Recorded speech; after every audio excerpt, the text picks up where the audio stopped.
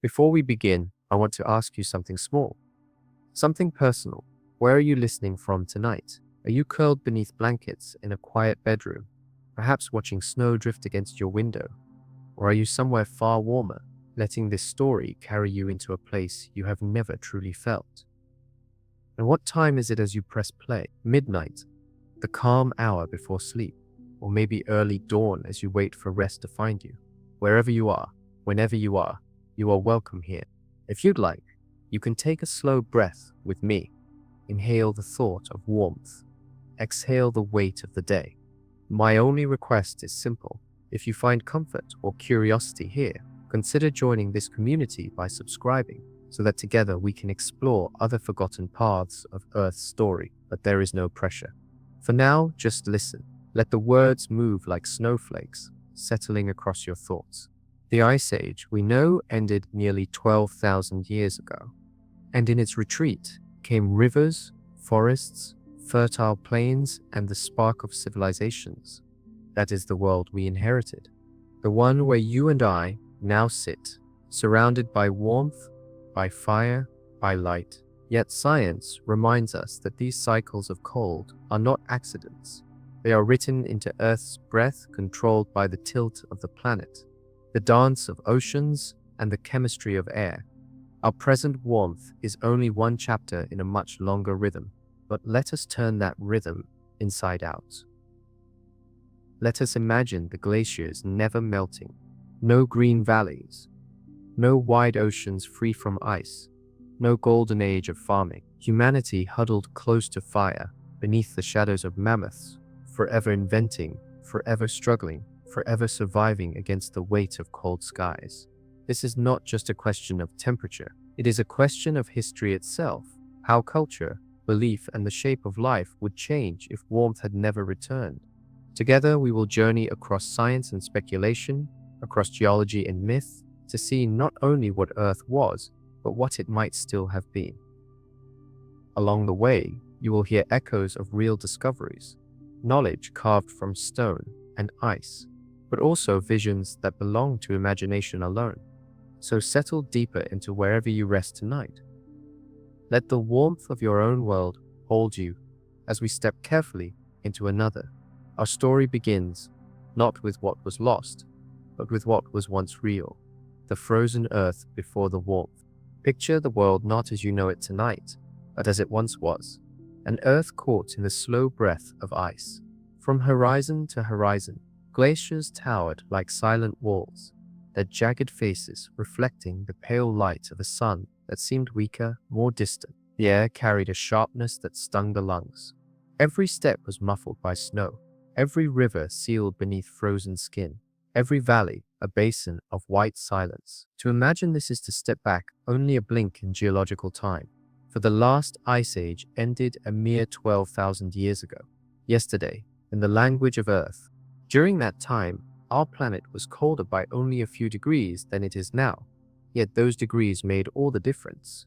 Great ice sheets sprawled across North America, covering what are now cities, forests, and farmland. Europe, too, lay buried, its rivers diverted, its soils pressed under kilometers of ice.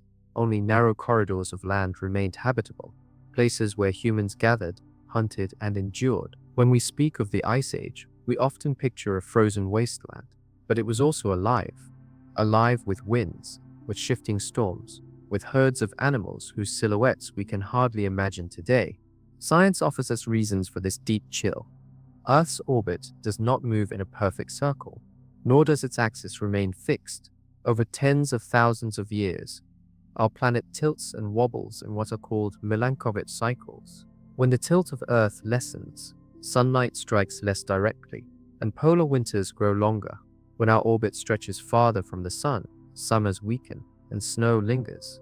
These shifts, combined with the delicate chemistry of greenhouse gases, tip the balance between warmth and cold.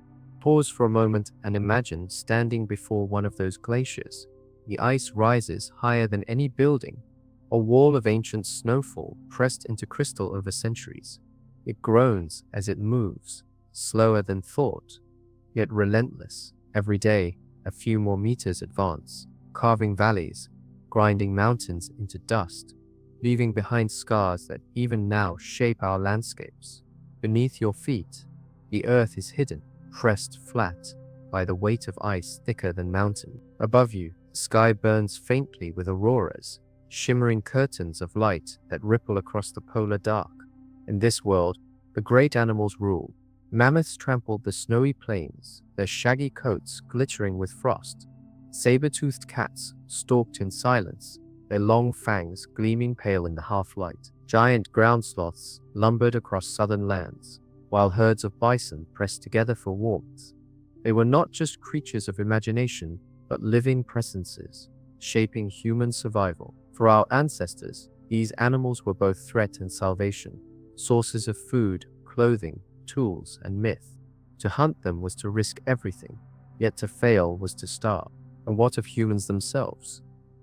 They lived close to the edge of survival, in caves carved by rivers that no longer flowed, in shelters of bone and hide stitched tight against the wind. Fire was not luxury, but necessity, its glow the only defense against endless cold. Communities were small, bound not by cities or nations, but by shared survival. Every day was a calculation of risk, to hunt, to move, to endure. Language grew around the fire, stories shaping memory, myths preserving warnings, songs carrying courage into the dark. Mainstream science teaches us that these Ice Age humans were no different from us in intelligence, in creativity, in capacity. Yet their world sculpted their imagination differently. To be born into a land of permanent snow is to see the sky, the land, and time itself through other eyes. What do you dream when the horizon is white, when every direction looks the same, when the future is measured not in harvests, but in the slow retreat or advance of ice? Here too, we must pause and wonder, what if this had never changed? What if the glaciers had not melted, if the cycles had not shifted, if warmth had not returned? Civilization, as we know it, might never have risen.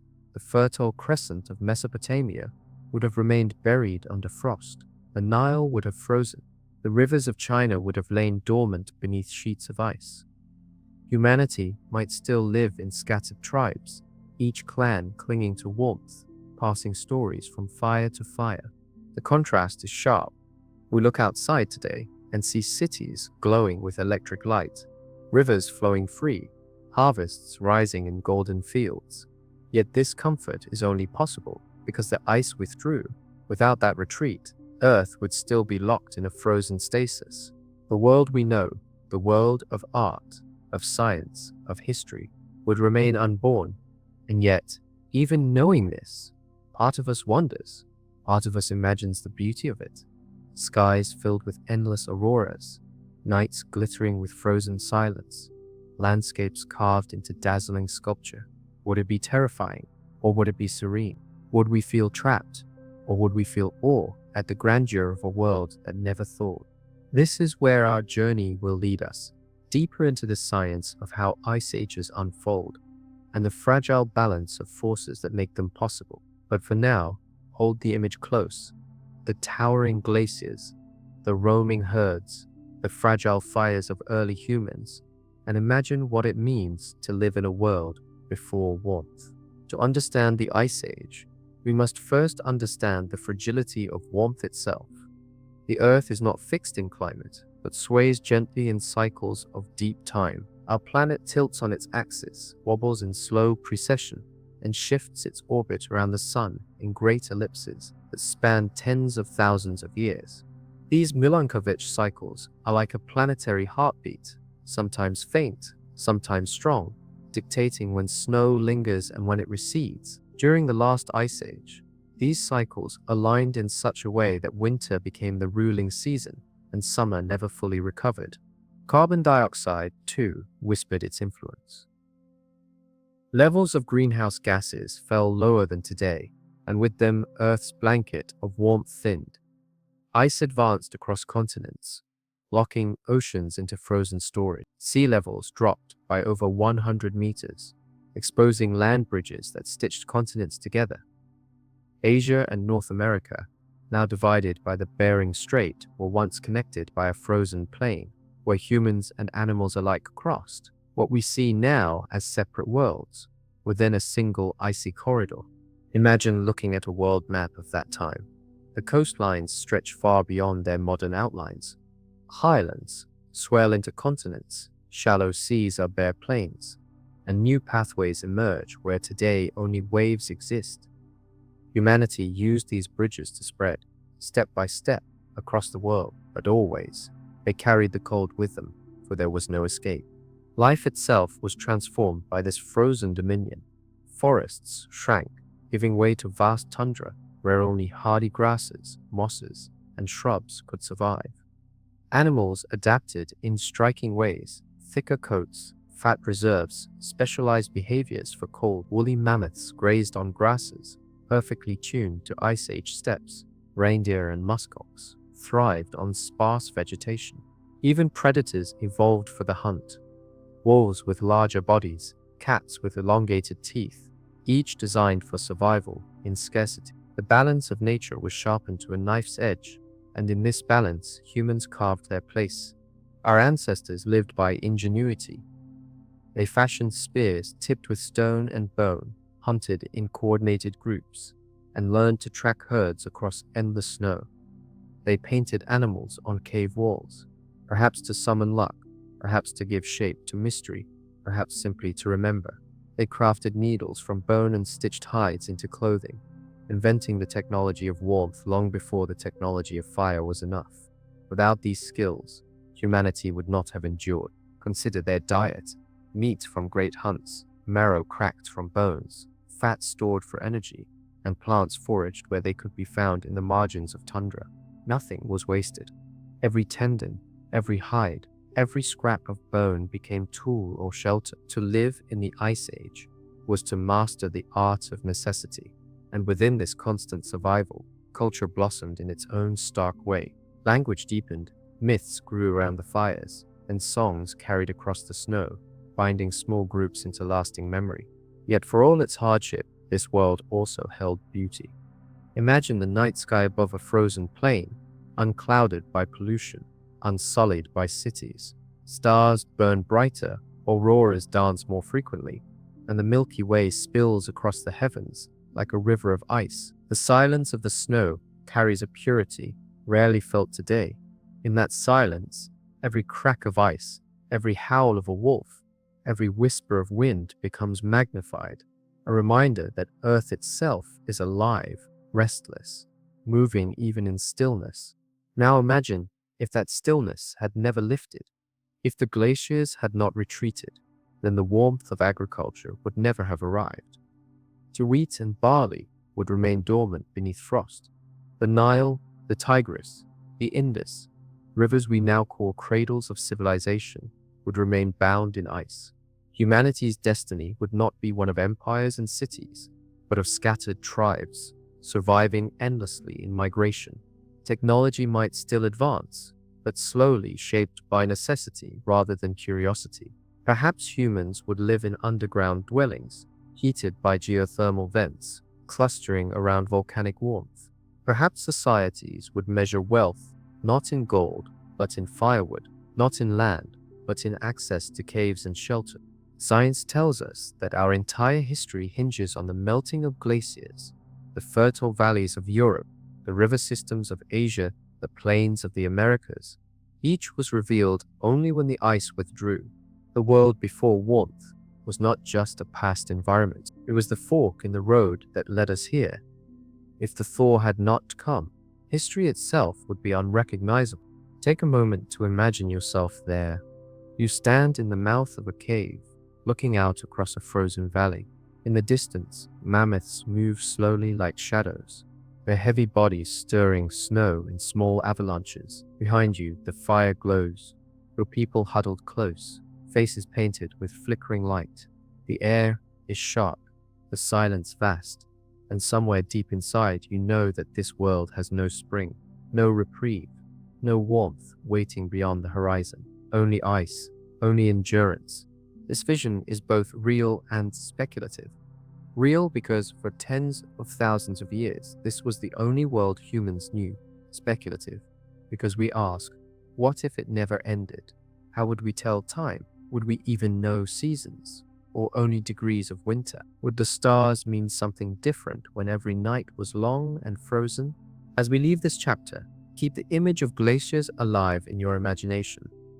The world before warmth was a crucible, shaping not just landscapes, but the very spirit of humanity. In the next chapter, we will turn closer to fire, to the fragile flame that kept our ancestors alive against the unrelenting cold, and consider how that flicker of light defined the very possibility of survival.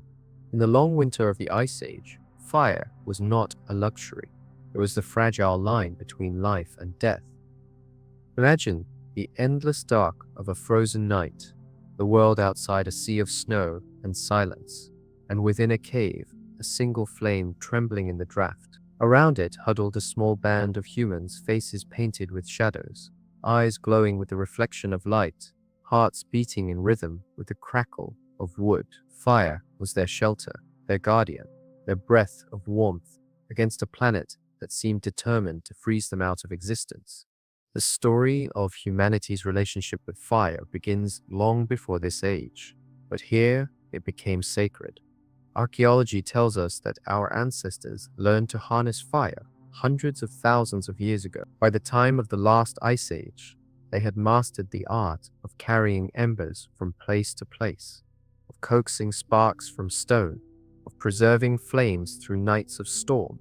In that frozen world, to lose fire was to risk extinction, so it was tended carefully, guarded like treasure. A hearth was not just a place to cook, it was the center of life itself. Think of the methods they used, striking flint against iron pyrite to scatter sparks onto dried grass or fungus, twisting sticks together with bow drills, letting friction coax heat until smoke rose and embers glowed. Even the simple act of blowing gently upon a coal, breathing life into it, became an act of reverence. Every fire was born from patience and persistence. For people living in a land where wood was scarce and storms relentless, the skill to ignite flame was as important as the skill to hunt. And what did fire offer? Warmth for a frozen skin, safety from predators who lingered at the edges of camp, eyes glowing in the dark, light for hands that stitched hides into clothing, heat for cooking, which transformed raw meat into meals that yielded more energy, more nutrition, more life. Fire softened bones for tools, hardened spears for hunting, and kept sickness at bay by purifying water and food.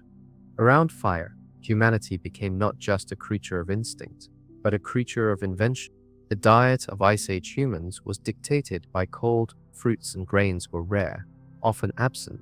Instead, survival came from animals: mammoths, bison, reindeer, and smaller game.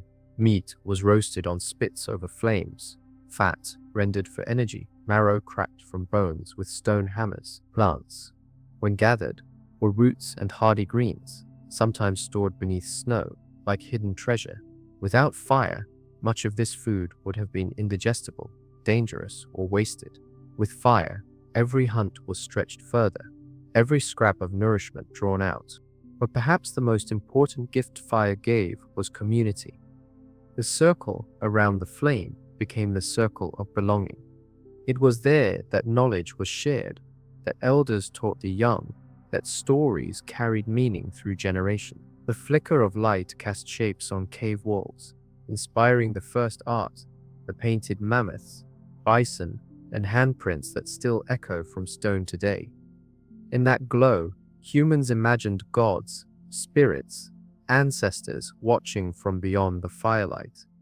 The blaze was no longer only warmth, it was memory, imagination, and hope. Now pause and consider, what if this world of ice had never ended? Fire would not just remain important, it would become the very axis around which human culture revolved. Perhaps instead of cities built of stone, humanity would build cities of firelight, permanent camps where flames were passed from one generation to the next. Wealth might be measured not in land or gold, but in the strength of your hearth, the size of your flame, the skill of your firekeepers. Tribes might carve entire networks of underground refuges, their walls blackened with smoke, their ceilings glittering with soot like stars. Science shows us that cooperation was already essential for survival in Ice Age conditions. Hunting mammoths required groups working together, driving herds into traps or off cliffs, then sharing the bounty. Fire reinforced this cooperation. A single person could not keep a flame alive forever. It required hands to gather fuel, to guard the embers, to tend it in storms. The communal hearth became a bond as strong as blood. To be without fire was to be without family, and to join a fire was to belong. And yet, fire was never guaranteed. Storms could extinguish it, rivers could wash it away, migrations could stretch the limits of fuel. The knowledge of how to restart flame was as valuable as any weapon. Imagine the anxiety of carrying a single ember in a clay bowl across miles of tundra, protecting it as carefully as life itself. When a new flame sprang to life from that ember, the relief must have felt like a sunrise, like spring itself breaking into endless winter. It is here we begin to see the outlines of humanity's resilience. In the harshest conditions imaginable, fire allowed creativity, community, and continuity. It turned survival into something more than endurance. It made space for meaning, for art, for the first whispers of culture. But this is only the beginning. We will step deeper into the ingenuity of Ice Age humanity, the clothing they wove from hides, the shelters they carved into earth and ice, and the way fire intertwined with every tool, every ritual, every dream of survival. Now, let the image linger. A small circle of humans gathered around a fragile flame, holding back the dark of a frozen earth. Fire alone was never enough to face the brutal breath of the Ice Age. Humans clothed themselves in the skins of the very animals they hunted. Every pelt was life-preserved, every stitch a victory against the cold. Bone needles, polished by countless hands, drew sinew through hide to fashion coats, leggings, and boots. A child's jacket might be lined with rabbit fur, soft and warm, while a hunter's cloak was made of reindeer hide, thick against the wind. The mammoth itself became more than prey. It became shelter. Its vast hides stretched across bone frames to create tents strong enough to withstand blizzards. In places where wood was scarce, even ribs and tusks were used as walls, their heavy curves forming the skeleton of homes. Imagine walking through an Ice Age camp. The air is filled with the smell of smoke and animal fat burning in lamps carved from stone. At the center, a communal fire blazes, its glow spilling across huts of hide and bone. Children gather close, their laughter muffled by fur hoods. Elders sit with flint in hand, shaping new tools. Every object, from a sharpened spearhead to a bone whistle, was born of necessity, yet carried with it a spark of creativity. Even in scarcity, humanity found ways to make beauty from survival. Shelter was more than protection. It was community embodied. To share warmth was to share trust. Bands of 20, 30, sometimes more huddled together in these clustered camps, their lives bound by cooperation. Alone, a person could not survive the cold. Together they endured. Cooperation was not merely strategy, it was instinct, sharpened by generations who learned that unity meant life. And within these shelters, ritual began to take root. Archaeologists uncover traces of ochre-stained bones, beads carved from ivory, pendants shaped like animals. These were not mere ornaments, they were signs of belief, of reverence. Around the fire, stories grew of spirits in the ice, of ancestors watching through the auroras, of animals that carried power into the human world. It is here, perhaps, that humanity began to see itself as part of something larger, connected not only to fire and flesh, but to mystery itself. Reflect for a moment. If the Ice Age had never ended, what kind of societies would have grown from this seed? Instead of villages on fertile plains, perhaps networks of underground refuges would have stretched like arteries beneath the snow, carved into permafrost, and warmed by fire and breath. Tribes might wander less, not out of choice, but because the search for warmth bound them to geothermal springs and caves. Nomadic clans could pass torches as heirlooms, flame itself becoming lineage. Imagine cities not of stone walls, but of glowing caverns, soot-stained, echoing with chants and the crackle of fire. Food shaped this future as well. Without agriculture, humans would remain tethered to the hunt. Herds of mammoths and reindeer would be pursued endlessly across tundra, guiding the movement of entire clans. Trade might develop, not of grain or metals, but of hides, bones, and firewood. Salt, gathered from frozen lakes, could become currency, and wealth in this imagined world might be measured in fat, the thick reserves of animals that meant survival through the longest winters. Science shows us that necessity drives invention. In our world, warmth allowed agriculture, which allowed cities, which allowed civilization.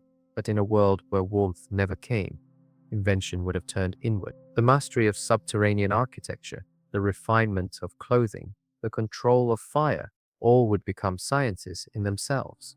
Perhaps metallurgy would arrive late, born not from smelting ore in open air, but from experiments with ice-tempered furnaces. Perhaps writing would emerge as carvings on bone, messages passed in firelit darkness, preserved for generations in frozen caves. And what of time itself? Without spring and harvest, without planting and reaping, the rhythm of life would be measured differently. Perhaps people would count years by the movements of herds, or by the phases of auroras, or by the cycles of snowstorms. Entire mythologies would grow around the endless cold, shaping not only religion but identity. Instead of gods of sun and harvest, there might be gods of fire, of ice, of survival itself. Pause and let this image take shape. An earth where every horizon is white, every night is long, and yet beneath the snow, humans endure, not as isolated wanderers, but as resilient keepers of flame. In such a world, our species might never know the abundance of golden fields, but we would know the intimacy of firelight, the closeness of community, the art of making life in spite of endless winter. And so, fire was more than survival. It was transformation. Around it, humans learned to imagine, to create, to believe. It gave them the strength to face the frozen dark and the hope to see beyond it. This chapter of fire is not just history, it is prophecy of what might have. As we close this reflection, let the flame linger in your thoughts. The Ice Age was an age of struggle, yes, but also an age of brilliance, where each ember was a spark of human resilience. In the next chapter, we will turn to the stories that rose from this frozen world, the myths and memories of endless winter that still echo in our cultures today. One of the clearest of these echoes is the Norse legend of Fimbulwinter. In the sagas, this was the great winter that would precede the end of the world. 3 long years without summer, snow falling without cease, the sun weak and dim, and the earth locked in ice. In this myth, humanity would be forced into desperate struggle, and only the strongest would endure. For the Norse, who lived in lands already harsh with winter, such a vision was not fantasy, but memory woven into prophecy. It is tempting to wonder, did Fimbulwinter arise not only from the bitter winters of Scandinavia, but from ancestral memories of the Ice Age, preserved across centuries of storytelling? Anthropologists often speak of cultural memory, the way communities preserve fragments of real experience through myth and ritual. If so, then perhaps Fimbulwinter was more than myth. It was a deep echo of ancestors who lived beneath glaciers, who watched summers fade weekly into winters that never ended. For them, ice was not simply weather, it was fate, and even as warmth returned in later millennia, the memory of endless winter haunted their descendants, rising again in tales of Ragnarok, when the world would fall back into frost before fire consumed it at last. But the Norse were not alone in such visions. Across the world, peoples who lived close to snow and ice carried stories of eternal winter. Among some Native American traditions, there are tales of great snows that once covered the land, of animals that wandered in endless white, and of trickster figures who brought fire or warmth to struggling humans. Among the Inuit, whose lives were carved by Arctic conditions, myth blends survival and spirit. In their stories, the aurora borealis is not simply light in the sky, but the souls of ancestors, guiding and watching from above.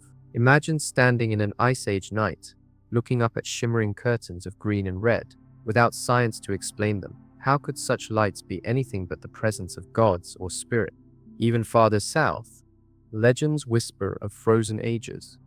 Some South American myths describe times when the world was plunged into cold, when survival depended on cleverness and cooperation. Anthropologists suggest that as humans migrated across continents, they carried not only tools and fire, but stories, oral memories of the cold lands they had left behind. These memories adapted to new environments, transforming into myths that explained drought, flood, or storm, yet at their root lay the frozen silence of the past. Pause here and imagine, what if the Ice Age had never ended? Would myth remain merely memory, or would it dominate our entire framework of thought? In our real history, agriculture gave rise to new gods of harvest and sun, gods tied to the cycle of planting and reaping. But in a world of endless winter, such deities would never be born. Instead, pantheons might be filled with gods of fire, ice, auroras, and herds. Fimbule winter would not be a prophecy of doom, but a permanent truth shaping every ritual, every prayer, every vision of the cosmos. Myth thrives in contrast, and in the Ice Age, the greatest contrast was between warmth and cold. Fire became sacred, not only for its physical gifts, but for its symbolic ones. In myths across cultures, fire is a gift from the gods or stolen from powerful beings. Prometheus, in Greek myth, brings fire to humanity, suffering punishment for the theft. In many Native American stories, animals conspire to bring fire to humans from spirits or tricksters. Such stories reflect a truth. Fire was not simply a tool, it was a miracle. Its flame was fragile, its loss devastating, its presence holy. In an endless ice age, such reverence would only deepen. Whole religions might form around the guardianship of flame. Priests of fire might lead clans, tending sacred embers believed to hold the favor of gods.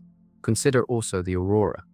Today we see it as a spectacle, a natural wonder explained by solar winds and Earth's magnetic field.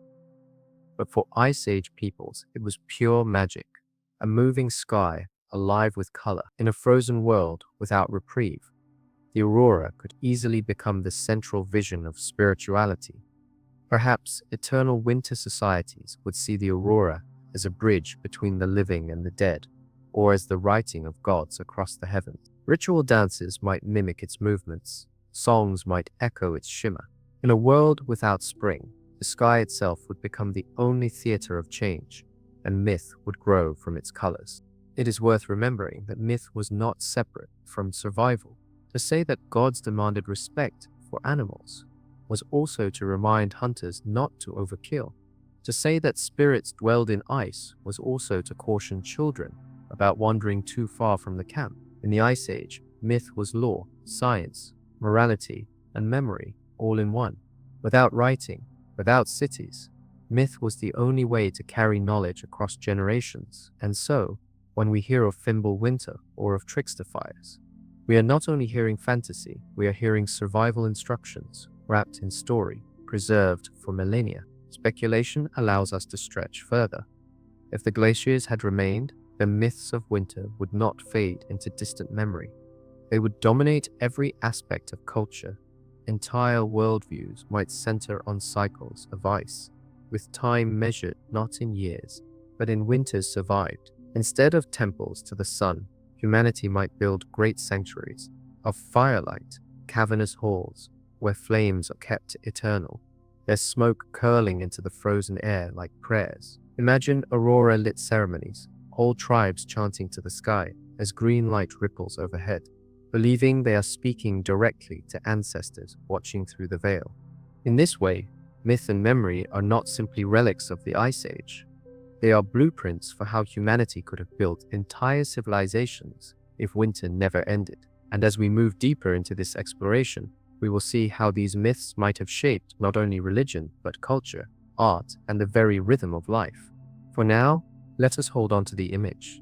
A circle of humans beneath the endless sky, fire glowing at their center, stories rising into the night. The ice presses close. The aurora dances above.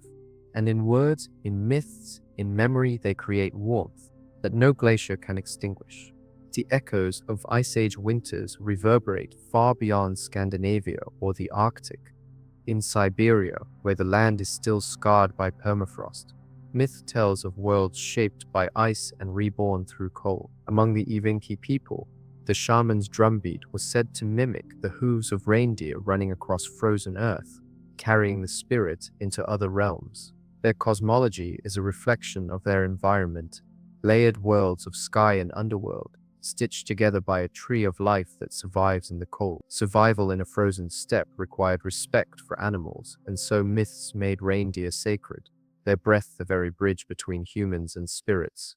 In Japan, ancient tales speak of winters that lasted far longer than memory should allow, of gods withdrawing warmth and testing humanity's endurance. In Central Asia, nomadic cultures spoke of eternal winds that shaped destiny, winds that may echo the gales once scouring glacial plains. Even in places that warmed long ago, myths preserve an undertone of fear that winter is not simply a season, but a presence, a force waiting to return. Anthropologists often suggest that myth is a kind of encoded science without instruments. People read the world through stories.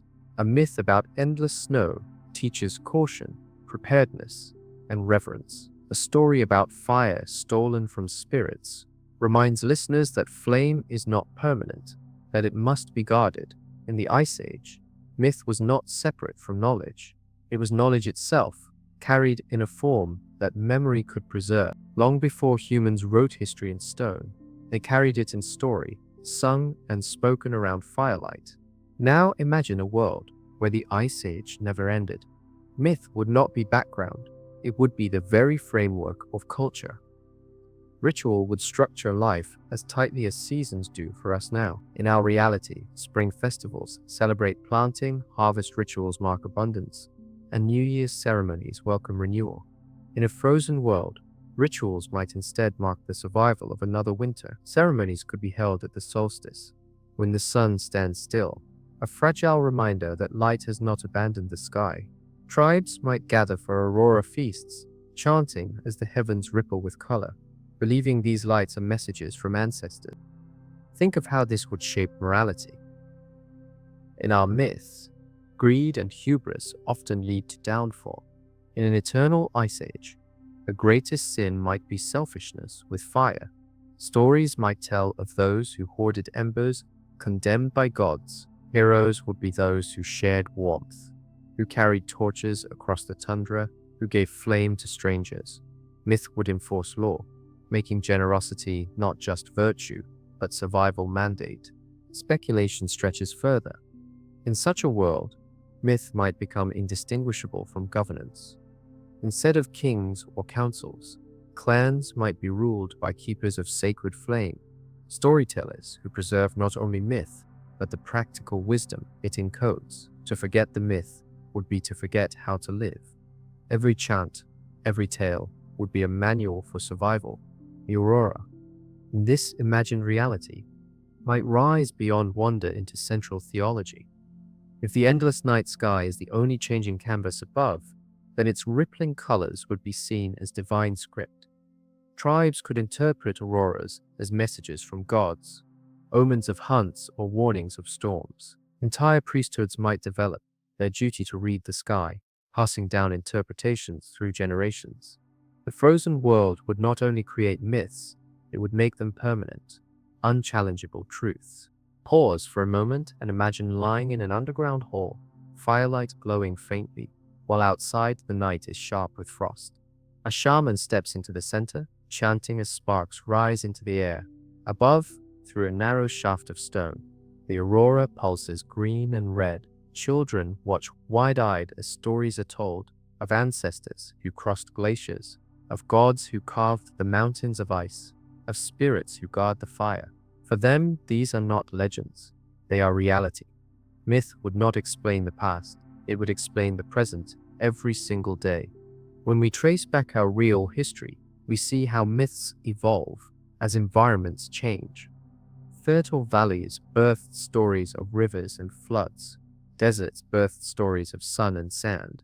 In a world without warmth, myth would remain static, frozen like the glaciers themselves. Generations separated by thousands of years would still tell the same winter stories, still sing of the same auroras, still believe that fire is the gift that must never be lost. Myth would not fade, it would ossify, becoming the permanent skeleton of culture. This is the world we step into as we leave this chapter, a world where endless winter is not only physical, but spiritual, shaping mythologies into permanent companions, from Norse visions of Fimbul winter to Inuit aurora spirits, from Siberian reindeer shamans to imagined gods of eternal flame. Myth is the memory of cold that never dies. And as we move forward, we leave myth for muscle and fur, for the great beasts that walked the frozen plains. The next chapter will bring us to the giants of the Ice Age, creatures as real as they were wondrous animals that defined survival and still haunt our imagination. When we imagine the Ice Age, it is not only the glaciers that rise in our minds, but the giants that walked among them. This was an era of scale, of animals, so immense and strange that they seemed closer to myth than memory. Yet they were real creatures of fur, muscle, and bone, adapted perfectly to the cold. To walk across the Ice Age tundra was to walk in the shadow of giants, and to live as human was to share the world with beasts that shaped not only survival, but imagination. Pause for a moment. Imagine walking among them. The air is sharp, your breath crystallizing in the frozen dawn. Ahead, dark shapes move slowly across the horizon. The sound of tusks scraping ice carries faintly on the wind. You step closer, and the ground trembles as a herd of mammoths passes by. Massive, solemn, magnificent. Their eyes, dark and intelligent, glance toward you, acknowledging your presence before moving on, as though you are a small and curious creature in their vast frozen world. Yet, the mammoth was not alone in its dominion. The Ice Age was home to predators, as fearsome as any that walk the earth today. Chief among them was the saber-toothed cat. With its muscular frame and long, curved fangs, it was a hunter of immense power, known to science as Smilodon. This cat could bring down prey many times its size, sinking its dagger-like teeth into vulnerable necks. Unlike modern lions or tigers, saber-toothed cats relied on ambush rather than speed, waiting in silence before unleashing bursts of strength. To encounter one in the Ice Age wilderness was to stand at the edge of survival itself. Picture the scene. You crouch near a frozen ridge, watching a herd of bison graze. Suddenly, the snow shifts. A saber-tooth explodes from the white, its fangs gleaming in the pale light. The bison scatter, but one is caught, dragged down in a flurry of snow and muscle. The air fills with the sound of struggle, then silence. For humans, such predators were both terror and teacher. To watch them hunt was to learn strategy, patience, and cooperation. To survive them was to sharpen our own cunning. Not all giants were predators. Across the Americas roamed the ground sloths, creatures of staggering size and strength. The megatherium stood taller than a human when rearing on its hind legs, its massive claws pulling down branches to feed. Covered in thick fur, it lumbered across plains and forests, slow yet powerful. To encounter such a creature was to stand before a living mountain. Though not hunters, they were formidable, capable of defending themselves with swipes that could shatter bone. For humans, they were both resource and rival, vast reservoirs of meat, but dangerous to challenge. And still, humans walked among them. Imagine the scale of that world, tiny figures in fur clothing moving across a horizon, dominated by mammoths, reindeer, and bison. Hunters carried spears tipped with stone, their courage dwarfed by the size of the prey they sought. Each hunt was a gamble, a clash of fragile human persistence against towering animal strength. Yet through fire, cooperation, and ingenuity, humans learned not only to coexist, but to thrive in this world of giants. Speculation invites us further. What if the Ice Age had never ended? Would mammoths still roam alongside us today?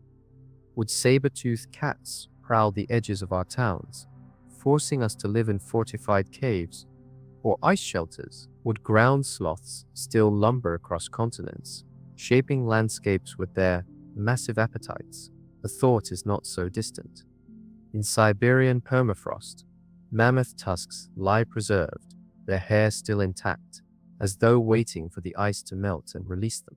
If endless winter had kept these giants alive, human culture itself might have grown differently. Mammoths could have become central to religion, worshipped as gods of endurance and strength. Whole economies might have revolved around mammoth herding or hunting, with tusks serving as currency, bones as architecture, hides as symbols of status. Saber-toothed cats, feared and revered, might appear on flags or carvings, their fangs worn as talismans of courage. Ground sloths, immense and strange, could have been painted as gentle giants, protectors of forests or embodiments of patience. Pause again and let this vision unfold. You step out of your dwelling into a frozen plain, and in the distance, mammoths graze like living monuments. Children run across the snow, pointing toward a saber-tooth silhouetted against the horizon, its head low, fangs gleaming. In a nearby forest, the shadow of a ground sloth shifts, massive, slow, steady. This is not fantasy. It is the world that might have been if the thaw had never come. Part of us longs for it. Part of us imagines the awe of living among such giants, of seeing them not as fossils in museums, but as neighbors, rivals, companions in survival. And yet, another part remembers the cost. To live in a world of endless winter is to live in constant struggle with giants both magnificent and merciless. This is where we leave the first half of our exploration among mammoths, saber-toothed cats, and sloths that shaped the frozen earth. In the continuation, we will trace how these giants vanished from our real history and imagine how they might still shape our lives if the Ice Age had never released its grip. The world of giants did not last. As the Ice Age drew to a close, warmth began to return, glaciers retreated, and ecosystems shifted. Grasslands shrank into forests, tundra softened into wetlands, and the vast expanses that had fed herds of mammoths disappeared. With this change came the slow fading of megafauna. Climate alone was not the only force. Humanity's growing presence, clever and persistent, tipped the balance further. Archaeologists call it the overkill hypothesis. With sharpened spears, coordinated hunts, and the persistence to track even the largest prey, humans became formidable hunters. A single mammoth, once felled, could provide food for weeks, hides for warmth, bones for tools. But each successful hunt also chipped away at dwindling populations already stressed by a changing climate. Ground sloth, mastodons, giant bison, saber-toothed cats, one by one they vanished. By 10,000 years ago, the great majority of Ice Age megafauna were gone, leaving behind only fossils, cave art, and whispers in myth. Pause here and imagine the moment of their absence. A tribe sets out across the tundra, expecting to find the herds that had guided their lives for generations. Instead, the land is empty.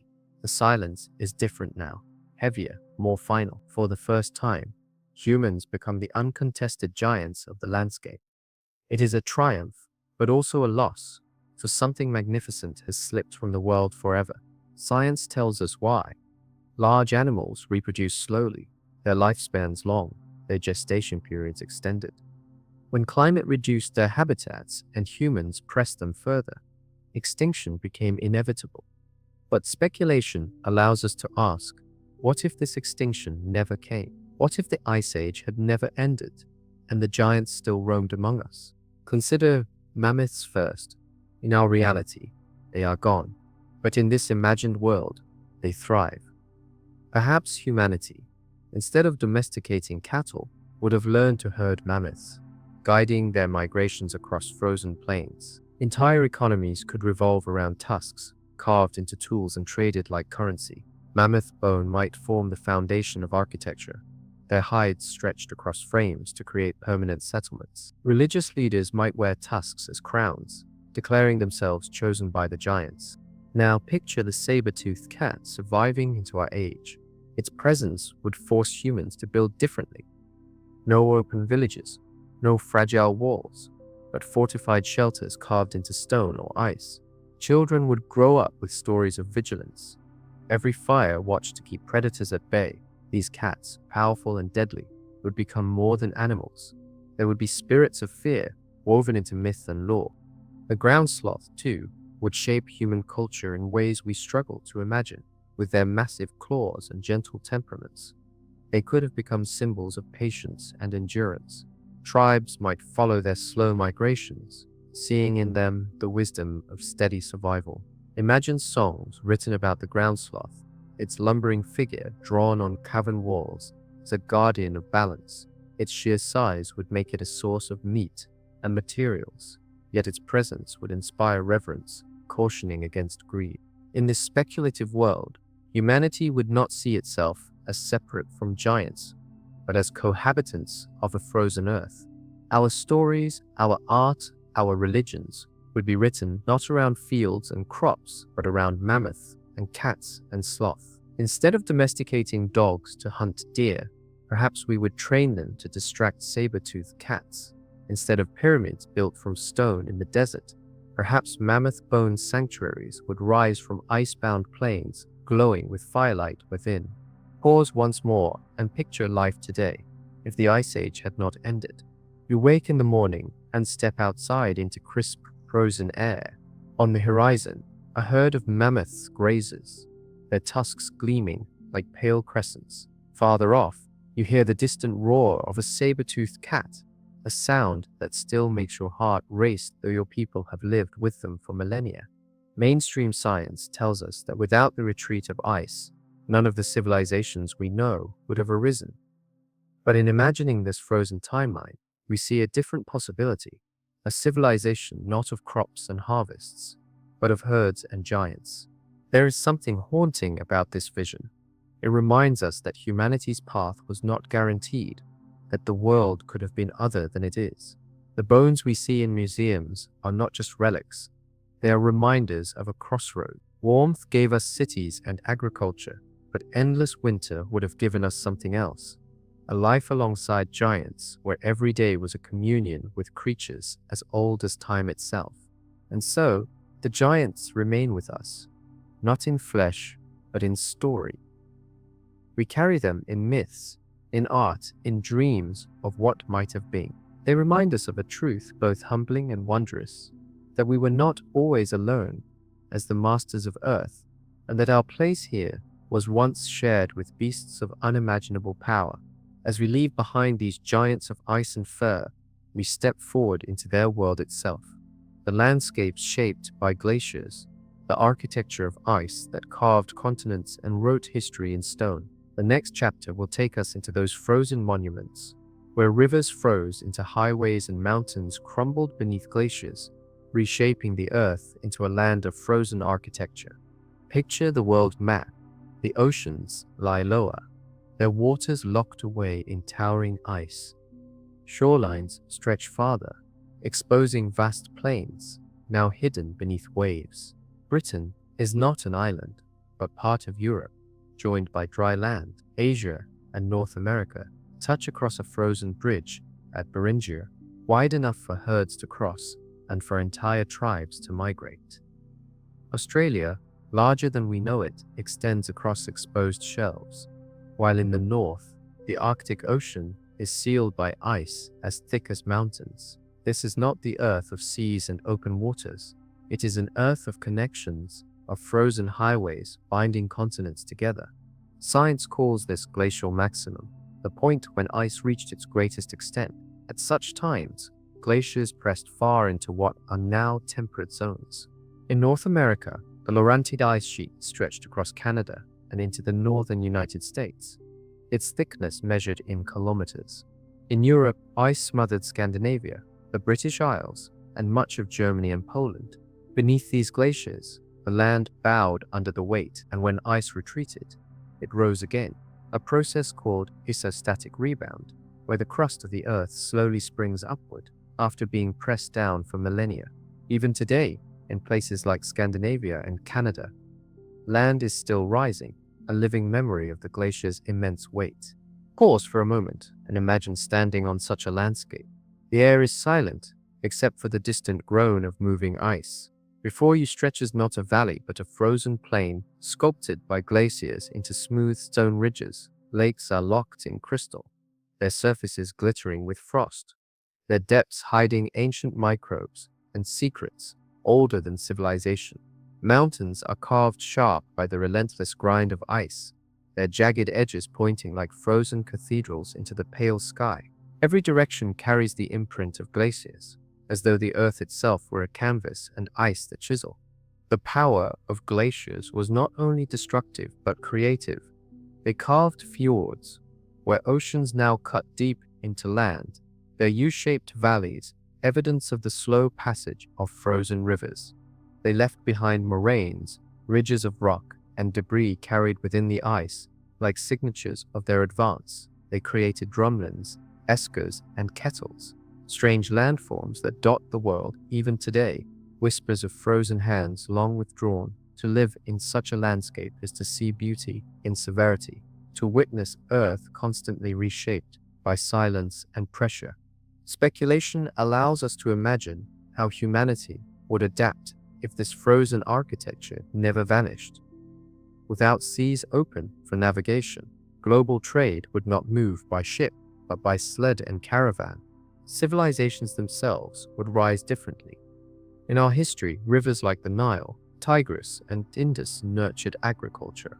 In an eternal ice age, rivers would be locked beneath ice, their surfaces transformed into roads rather than sources of irrigation. Cities might be carved into glacial valleys, using ice itself as wall and roof. Entire cultures could thrive in caverns, hollowed from glaciers, their walls translucent, glowing faintly as firelight filters through blue crystal. To walk into such a city would be to step into a world that feels both earthly and otherworldly, suspended between survival and dream.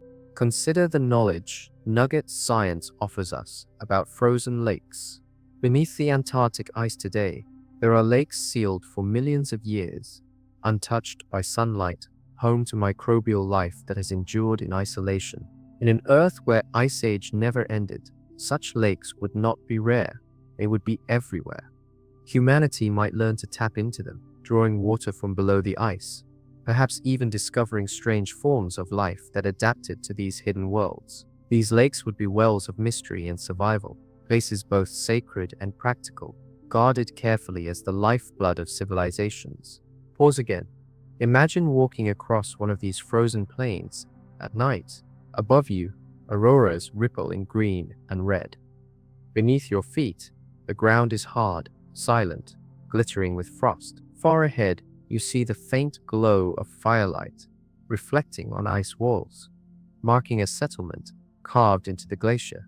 Its people move in shadows, wrapped in hides, their breath rising like smoke. They have built not with wood or stone, but with ice itself, shaping homes and halls from the architecture nature provided.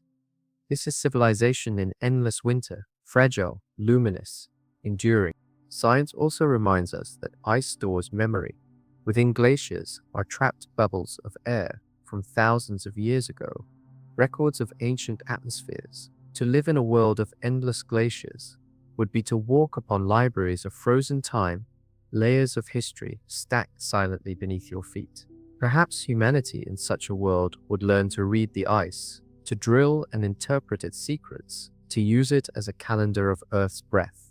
In this way, glacial landscapes would not only provide shelter, but knowledge, making ice itself a sacred archive. This is the frozen architecture of Earth, a world designed not by hands, but by temperature and time. To live in it is to adapt not just to cold, but to a new kind of geography, one where seas are walls, rivers are roads, and glaciers are both enemy and home.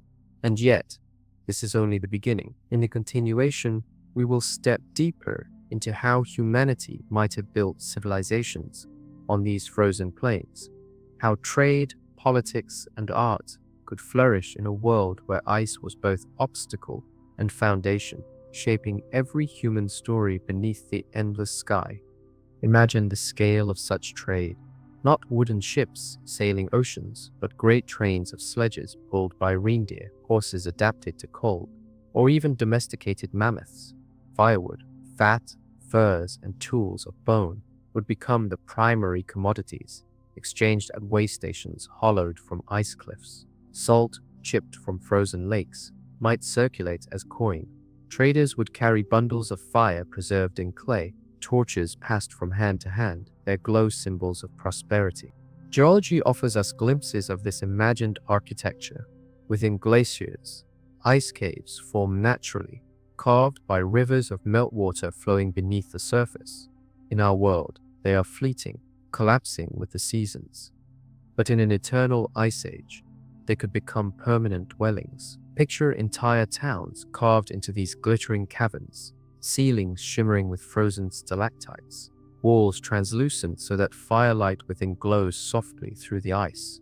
Such places would not only provide shelter from the wind, but beauty, a sense of living inside crystal palaces. To walk through them would be to feel suspended between earth and sky, living within the very heart of frozen architecture. Permafrost, too, would dictate life. Frozen soil stretching meters deep would prevent farming, forcing ingenuity in how to build, cook, and bury the dead. Graves might be shallow, marked with tusks or stones, the frozen ground keeping ancestors preserved for centuries. Perhaps cultures would see this preservation as sacred, believing the ice to be a bridge to eternity.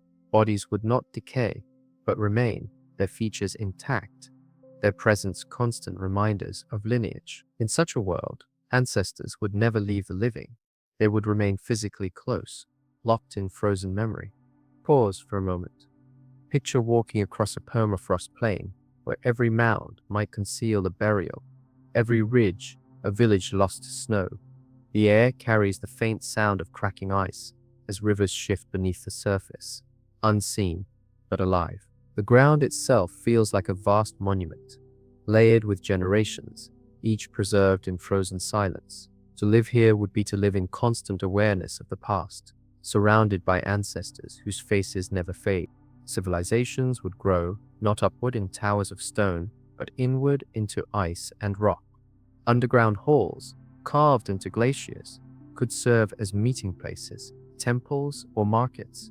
Leaders might gather around the largest fire pits, their authority measured by the size of the flame they could sustain. Religion itself would be bound to architecture, temples of fire carved deep within glaciers, sanctuaries where priests tended eternal flames reflected infinitely in crystal walls. Instead of domes of marble or spires of stone, humanity would build cathedrals of ice, their ceilings shimmering with the aurora glimpsed through cracks above.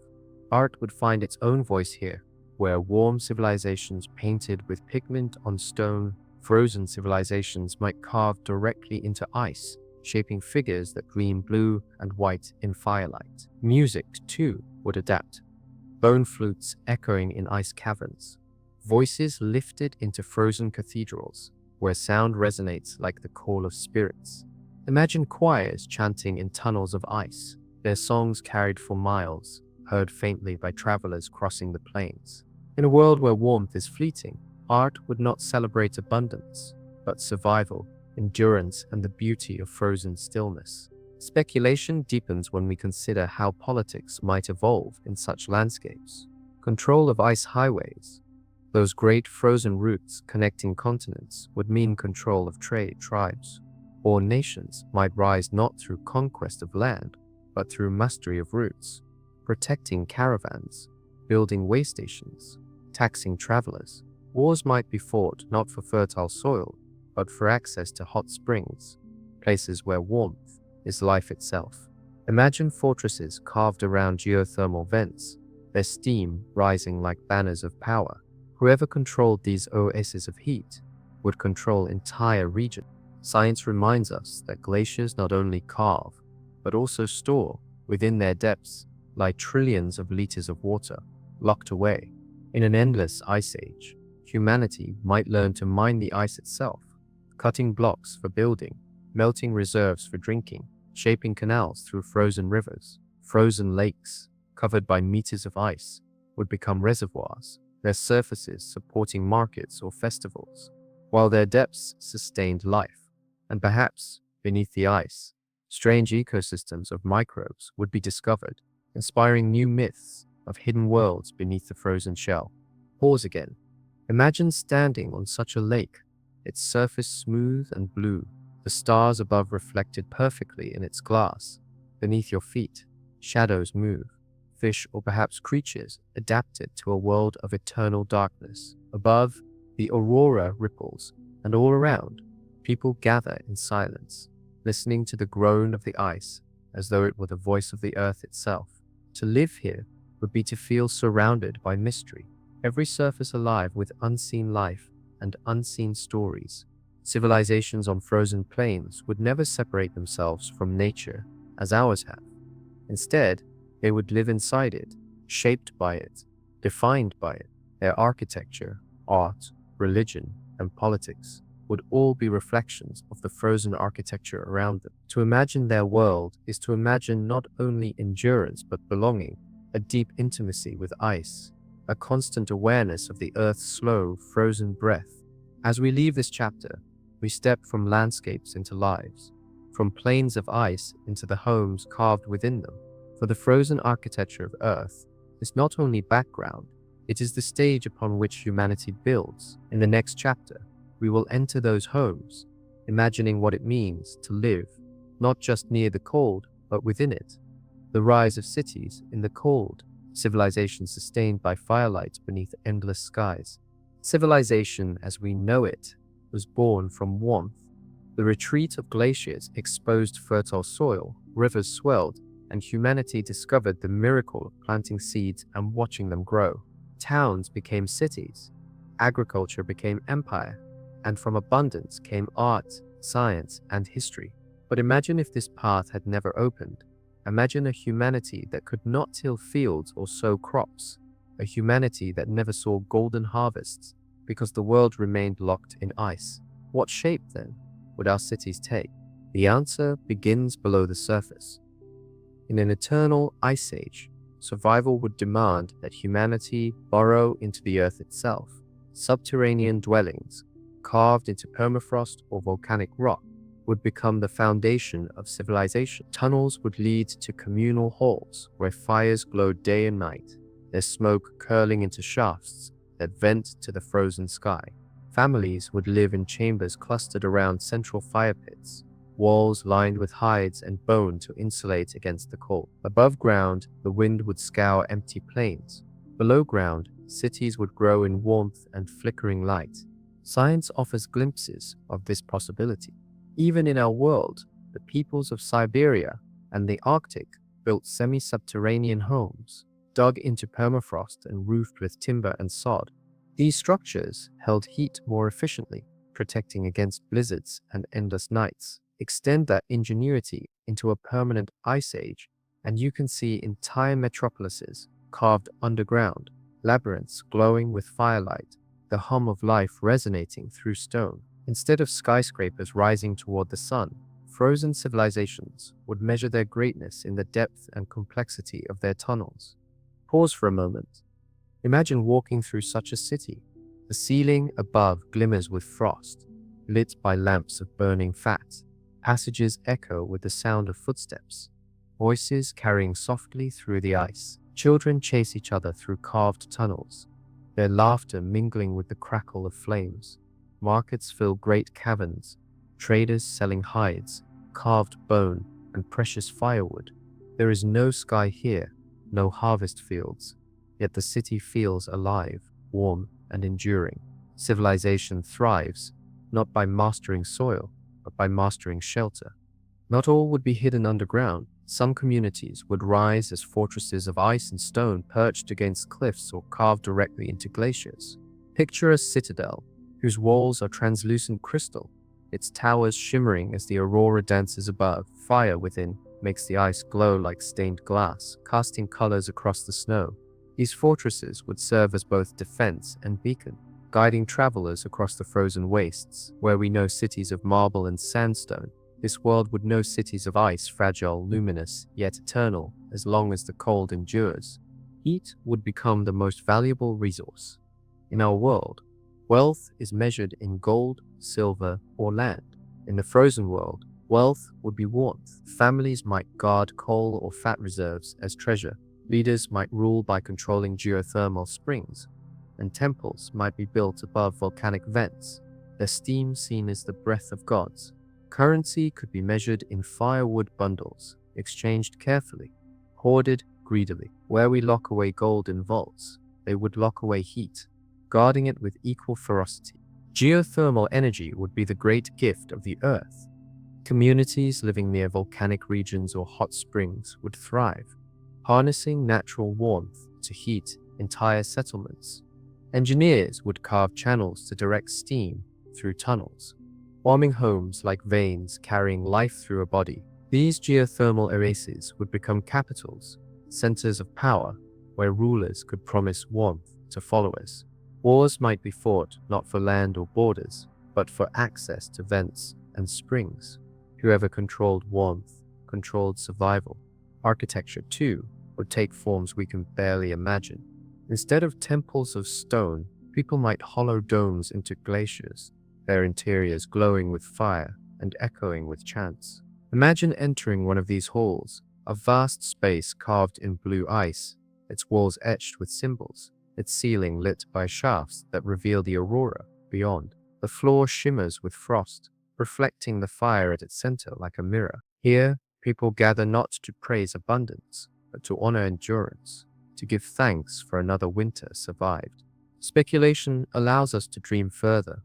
Perhaps some civilizations would experiment with crystal domes, built from blocks of ice, reinforced by bone or wood frames. Within, fires and lamps would glow, creating entire neighborhoods, bathed in golden light beneath translucent walls. From a distance, such domes would shimmer on the horizon, glowing like stars fallen to earth. Travelers would approach in awe, seeing these radiant cities rise from the frozen plain, beacons of human ingenuity against endless night. Pause and ask yourself, if you lived in such a city, what would you value most? Would wealth be measured in possessions or in how much warmth you could share? Would leaders be remembered for their armies or for the fires they kept burning? Would children dream of adventure in the frozen plains or of tending sacred flames passed down from ancestors? In this imagined world, gold would have no meaning. The true treasure would be warmth, light, and shelter against the storm. Mainstream history shows us that agriculture anchored people in one place, making cities possible. But in this frozen timeline, it is fire and geothermal heat that anchor them. Clans cluster not around rivers and fields, but around vents, caverns, and crystal domes. Civilization rises not from farming, but from fire, not from harvest, but from endurance. And in that endurance, humanity finds new ways to express creativity, cooperation, and culture. This is the foundation of cities in the cold. Yet we have only entered their streets. In the continuation, we will wander deeper into their lives, exploring how politics, religion, and art flourish under eternal winter, and how these shimmering cities redefine what it means to be human. In these imagined frozen cities, politics would revolve not around land ownership or harvest rights, but around the guardianship of warmth. Leaders would be chosen by their ability to provide fire for their people. Authority might rest in the hands of keepers of the flame, a council responsible for maintaining geothermal vents, managing reserves of fat and wood, and tending sacred hearths. Just as kings once wore crowns of gold, these rulers might carry torches as symbols of power, their flames representing not only survival but legitimacy. Religion would weave itself seamlessly into this politics of warmth. Temples would glow with eternal fires, tended by priests who claimed to speak for the spirits of ice and flame. Ceremonies might center on the lighting of great bonfires, with entire communities gathering to watch sparks rise into the frozen sky. Aurora-lit nights would be the holiest times, when the heavens themselves seemed to answer with waves of shifting color. Some might believe these lights were messages from ancestors, while others saw them as the dance of gods. Either way, faith and fire would be inseparable, and religion would be less about worshipping distant deities and more about preserving the forces that made life possible. Pause for a moment and picture a ritual night in such a city. The people gather in a cavernous hall, carved from ice, torches blazing along the walls. At the center stands a great pit of fire, its glow reflected endlessly in translucent walls. Priests raise their arms as the aurora shimmers above through an opening in the roof, and the crowd joins in song, voices echoing like a chorus of wind. For them, this is not spectacle, but covenant, a renewal of the promise between humanity, flame, and the frozen world. Daily life, too, would take on forms shaped by ice. Children would be raised to respect the fragility of warmth.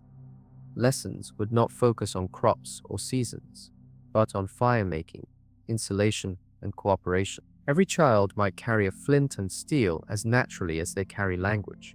Every adult skilled in the art of tending flame. Families would measure wealth, not in coins, but in the wood they stored, the lamps they kept burning, and the proximity of their homes to communal fire halls. Marriage rites might involve the joining of flames, each partner carrying embers from their families to ignite a new hearth together. Art in these frozen cities would flourish in forms adapted to the environment.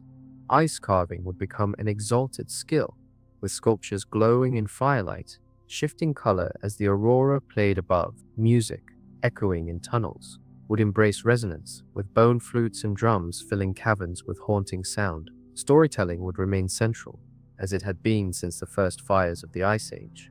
But here it would take on civic weight, each myth reinforcing the values of endurance, generosity, and vigilance. Just as we paint murals on walls, these civilizations would etch myths into ice, constantly rewriting them as walls melted and refroze.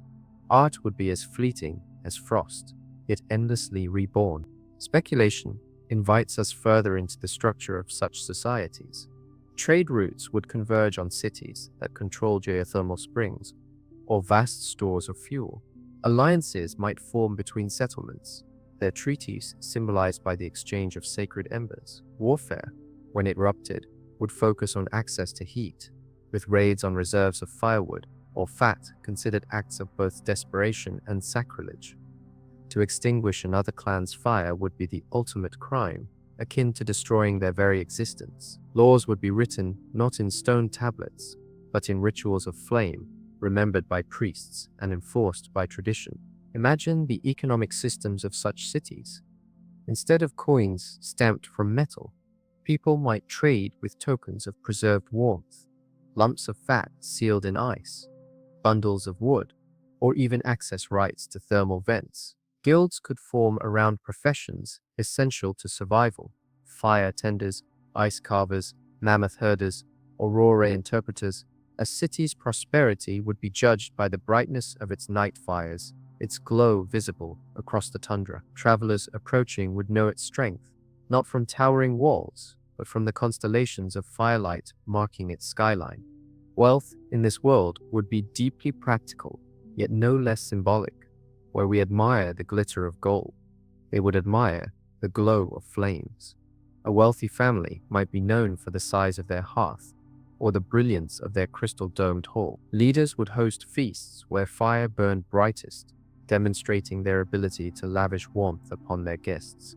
And just as we hoard jewels, they would hoard fuel, measured not in vaults, but in vast storerooms of fat, coal, and timber preserved beneath the ice. Pause again and reflect. In such a world, how would we measure greatness? Would the brightest city not be the one with the tallest tower, but the one that glowed most fiercely against the cold night? Would legends not be told of kings who conquered armies, but of leaders who kept flames alive through storms that lasted years? Wealth, power, art, and faith, all would burn together in the currency of warmth. As these frozen cities matured, their culture would evolve into something both alien and familiar. Like us, they would build monuments, create beauty, and search for meaning. Unlike us, they would do so beneath ceilings of ice, their monuments melting and refreezing, their beauty shimmering in fragile light, their meaning always bound to survival. Their lives would be shaped not by seasons of harvest, but by seasons of storm, not by the abundance of soil, but by the scarcity of heat. And in this, they might discover a deeper intimacy with the earth than we ever have. This vision of cities in the cold is not only speculation, but reflection. It shows us how much our own world has been shaped by warmth, and how differently humanity might have grown had warmth never returned. In the endless winter, greatness would not mean domination, but endurance, not conquest, but cooperation, not wealth, but generosity. Civilization itself would be defined by the ability to create light in darkness, warmth in cold, hope in despair. And as we leave this chapter, let us carry that light forward. From the frozen cities we step outward, again beyond their walls and caverns, to the broader planet itself. The next chapter will show us what Earth would look like as a whole if glaciation had never ended, a different planetary path, an alternate Earth shaped entirely by ice. Step back now, beyond the camps and cities, beyond the mammoths and firelit halls, and look at Earth itself. What would the planet look like if the Ice Age never ended? To imagine this is to see our blue and green world replaced by a canvas of white and silver, its contours remade by frost. Oceans shrink, continents stretch, and the atmosphere shifts into a colder rhythm. Civilization is not the only thing reshaped by endless winter. The entire planet becomes something new, something alien and familiar all at once. Begin with the oceans. In our warm reality, they cover 70% of Earth, teeming with life, moderating climate, and shaping every weather pattern. But in an eternal ice age, oceans retreat, their waters locked away in glaciers that stretch thousands of kilometers. Sea levels drop by over 100 meters, exposing vast shelves now hidden beneath waves. The English Channel vanishes, revealing land connecting Britain to Europe. Asia and America join at Beringia, a permanent highway of ice and tundra. Australia swells with new coastlines, and islands across the Pacific become part of larger continents. The world map redraws itself, not by tectonics, but by ice. With oceans reduced, ecosystems transform. Coral reefs, which thrive in warm, shallow waters, would disappear, their vibrant cities of fish and color replaced by barren limestone skeletons. Coastal wetlands vanish, leaving behind plains swept by cold winds. Marine biodiversity would contract into isolated refuges near the equator, where warmth lingers faintly. Whales, sharks, and countless fish species might endure in these belts of life, but the richness of the seas would fade. Earth's oceans, once the cradle of diversity, would become sparse, hushed, and quiet. Pause and imagine walking through this world. You travel for days across plains where snow never fully melts, the wind whistling through grasses that bend but never break. Herds of reindeer and bison pass in the distance, their bodies thick with fur, their steps carving paths through snow. Trees are rare, stunted pines clinging to sheltered valleys, their branches heavy with frost. The air is sharper, thinner, and the silence greater. Every sound feels magnified, the crunch of snow, the howl of wolves, the crack of ice shifting beneath rivers. This is Earth, but it feels like another planet. Science tells us that such a planet would be locked in a fragile balance of carbon. The greenhouse gases that now keep Earth warm would remain low, their levels insufficient to push back the cold. Carbon dioxide, once released by oceans and forests, would be trapped in frozen reservoirs. Methane, a potent greenhouse gas, would remain sealed beneath permafrost, unable to tip the scales. Our present climate is sensitive to these gases, but in an endless ice age, the balance never shifts. Earth breathes shallowly, exhaling only enough warmth to sustain pockets of life. Biodiversity contracts, but it does not vanish. Life finds niches, clings to edges, endures where it can. In equatorial seas, fish and corals persist in diminished form. In tundra, hardy mammals thrive, accompanied by predators adapted to cold. Birds migrate across continents, following the fragile rhythm of seasons. Even insects, small and fragile, survive in surprising abundance. Their bodies evolved to endure freezing nights. Life adapts, as it always does, but it becomes simpler, narrower, less exuberant. Earth would still be alive, but its pulse would be slower, quieter, more austere. Speculation pushes us farther, with glaciers stretching endlessly. Earth might begin to resemble what scientists call a snowball planet. In our history, such events have occurred before. Global glaciations hundreds of millions of years ago, when ice reached even the equator, Earth recovered from those cataclysms. But in this imagined world, recovery never comes. Instead, our planet settles into a permanent frozen state. Not fully snowball, but close enough to earn the name. White dominates the surface, reflecting sunlight back into space, deepening the chill feedback loops. Reinforce the ice, cold creates more ice creates more cold. Pause here and picture Earth from space in this timeline. Not the vibrant blue and green sphere we know, but a pale world streaked in silver and white, its continents joined by ice bridges, its oceans sealed by frozen shells. The aurora curls across entire hemispheres, glowing like veins of green light on a planet otherwise still. To astronauts, it would look less like Earth and more like a cousin of Europa, the icy moon of Jupiter.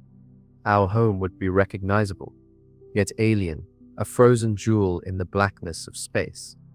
And as we leave this part of the journey, we open the door to a greater comparison, for this frozen Earth would not be unique in the universe.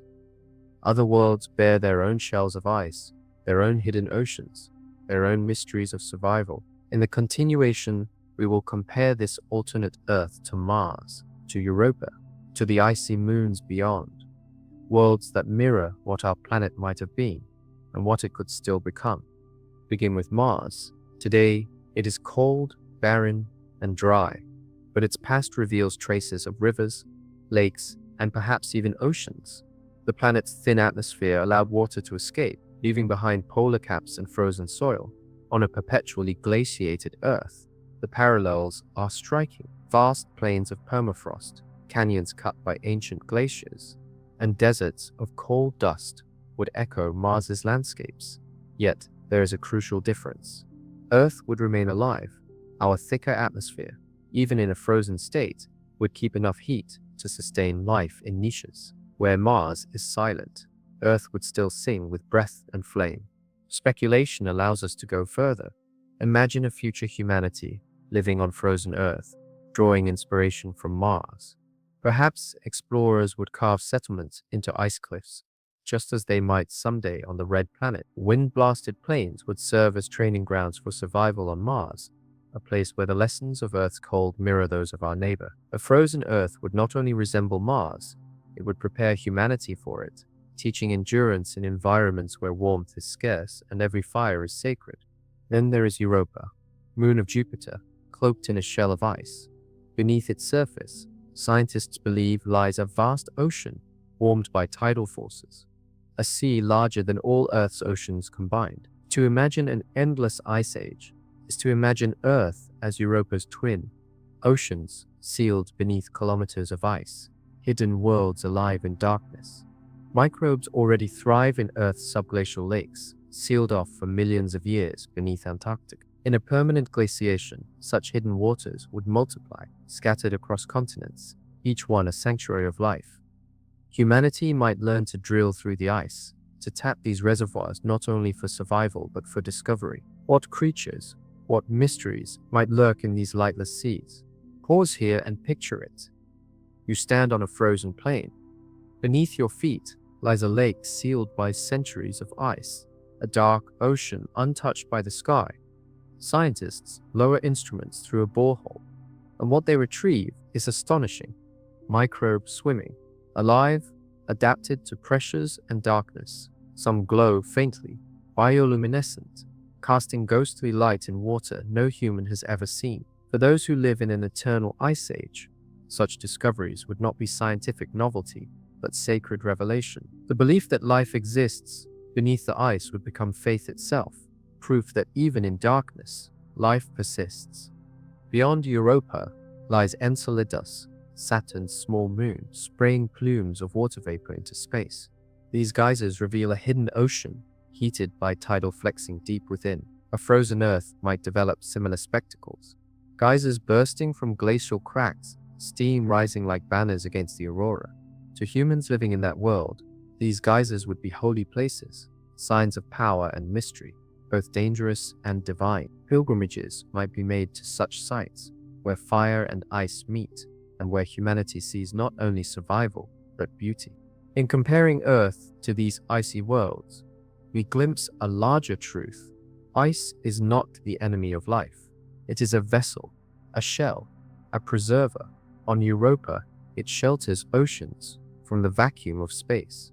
On Enceladus, it conceals warmth from the void. On Earth, it would sculpt civilizations that thrive, not in spite of cold, but because of it. In a universe where so many worlds are frozen, perhaps an eternal ice age would not make Earth exceptional, but ordinary, a member of a family of icy planets, each carrying secrets beneath frozen skins. Speculation stretches into the future. If our Earth remained frozen, humanity might look outward sooner, searching for warmth among the stars. The dream of colonizing other worlds might not be ambition, but necessity, driven by longing for green fields and open seas. Yet perhaps, after adapting to frozen Earth, we would find comfort on Europa-like worlds, seeing in them a reflection of our own, where we now dream of desert planets like Mars. Perhaps they would dream of icy moons, familiar and welcoming. Pause and ask yourself, what would it feel like to live in such a worldview? To believe that ice is not absence but abundance, that frozen shells are not barren but alive. Instead of fearing cold, humanity might see it as the great common thread of the cosmos, the element that unites us with distant moons and planets. The stars above would not be reminders of alienness, but of kinship, every frozen sphere a potential home. Mainstream science gives us another insight. Earth's biosphere is resilient. Even in our history, through mass extinctions and icehouse phases, life has endured. In an endless ice age, biodiversity would shrink, yet it would survive in pockets, with seasons around geothermal vents, equatorial seas, and subglacial lakes. These refuges would form the heart of evolution, shaping life into hardy, cold-adapted form. Over millions of years, Earth might begin to resemble Europa, not only in appearance, but in biology, a planet of life hidden beneath ice, thriving in secrecy. As this vision expands, Earth becomes less like the vibrant cradle of civilizations we know, and more like a cosmic sibling to Mars, Europa, and Enceladus. It is humbling to imagine that our planet could have walked this path, could have become another icy world in a solar system already rich with them. Warmth, then, is not the norm, but the exception. What we call home is not inevitable, but fragile, a brief thaw in a universe of frozen possibilities. And so, as we close this chapter, hold this vision, a frozen Earth, mirrored in the planets and moons beyond, a world white and silent from space, yet alive within, carrying fire, myth, and endurance in its heart. In the next chapter, we return to humanity itself, to ask how endless winter would shape not only our world, but our bodies, our evolution, and our destiny. Life does not stand still. Wherever the environment presses hardest, evolution presses back, reshaping creatures generation by generation. In the endless chill of an eternal ice age, the forces of natural selection would carve bodies and behaviors suited for frost. To imagine this world is not simply to picture animals in snow, but to see the very blueprint of life, rewritten by cold. Evolution under stress is both ruthless and creative, and in perpetual winter, its touch would be unmistakable. Begin with the principle itself. Evolution works through variation and survival. Individuals born with traits that fit their environment pass them on, while those less suited fade away. In warm climates, traits like slender bodies, efficient cooling systems, and high biodiversity flourish. In cold climates, the opposite is true. Thicker coats, bulkier bodies, slower metabolisms, and strategies for conserving heat dominate. Scientists have observed this even today. Polar bears thrive with dense fat and fur, while reindeer grow broad hooves to walk snow. Extrapolate these adaptations across millennia of eternal frost, and Earth's creatures would look profoundly different. Take the mammoth steppe as an example. In our history, it hosted mammoth, reindeer, bison, and wolves. If ice had never retreated, these animals would not vanish but diversify. Woolly mammoths might evolve into even larger, shaggier forms, their tusks adapting into more specialized tools, curved not only for digging snow, but perhaps straighter in some regions for breaking ice. Reindeer could develop thicker pelts and stronger metabolisms, perhaps even biological antifreeze proteins, like those found in Arctic fish, preventing ice crystals from forming in their blood. Predators such as wolves and saber-toothed cats would become bulkier, with fur coats resembling mobile fortresses against cold. Evolution would not stop. It would expand into frozen niches, filling every possibility the cold allowed. Pause here and imagine walking among these creatures. The mammoths you see are taller, broader, their coats so thick they ripple like grass in the wind. The reindeer move in vast herds, their bodies humming with energy, their breath steaming into air that never warms. Wolves stalk nearby, their coats shimmering with silver frost, eyes sharper, built to pierce the endless dark. This is not myth. It is the natural consequence of evolution in a frozen world. Now consider smaller animals, those often overlooked. Rodents and hares might develop insulating fat layers, or white coats that persist year-round. Birds would become fewer in species, but hardier in endurance, their wings narrower to conserve heat, their feathers layered thick. Insects, fragile yet resilient, might evolve antifreeze compounds, allowing them to survive in ice rather than vanish. Each niche, no matter how small, would demand adaptation, and life would find a way. But perhaps the most fascinating question is what would happen to humans themselves. In our reality, Homo sapiens adapted through culture rather than biology. We made fire, clothing, and tools rather than growing fur. But in a world where ice never relented, biology itself might shift under pressure. Over tens of thousands of years, humans would not remain as we are. Imagine thicker body hair, a coat not as full as fur, but enough to insulate. Imagine skin producing more oils to repel frost, hands broader to conserve heat, bodies bulkier to store energy.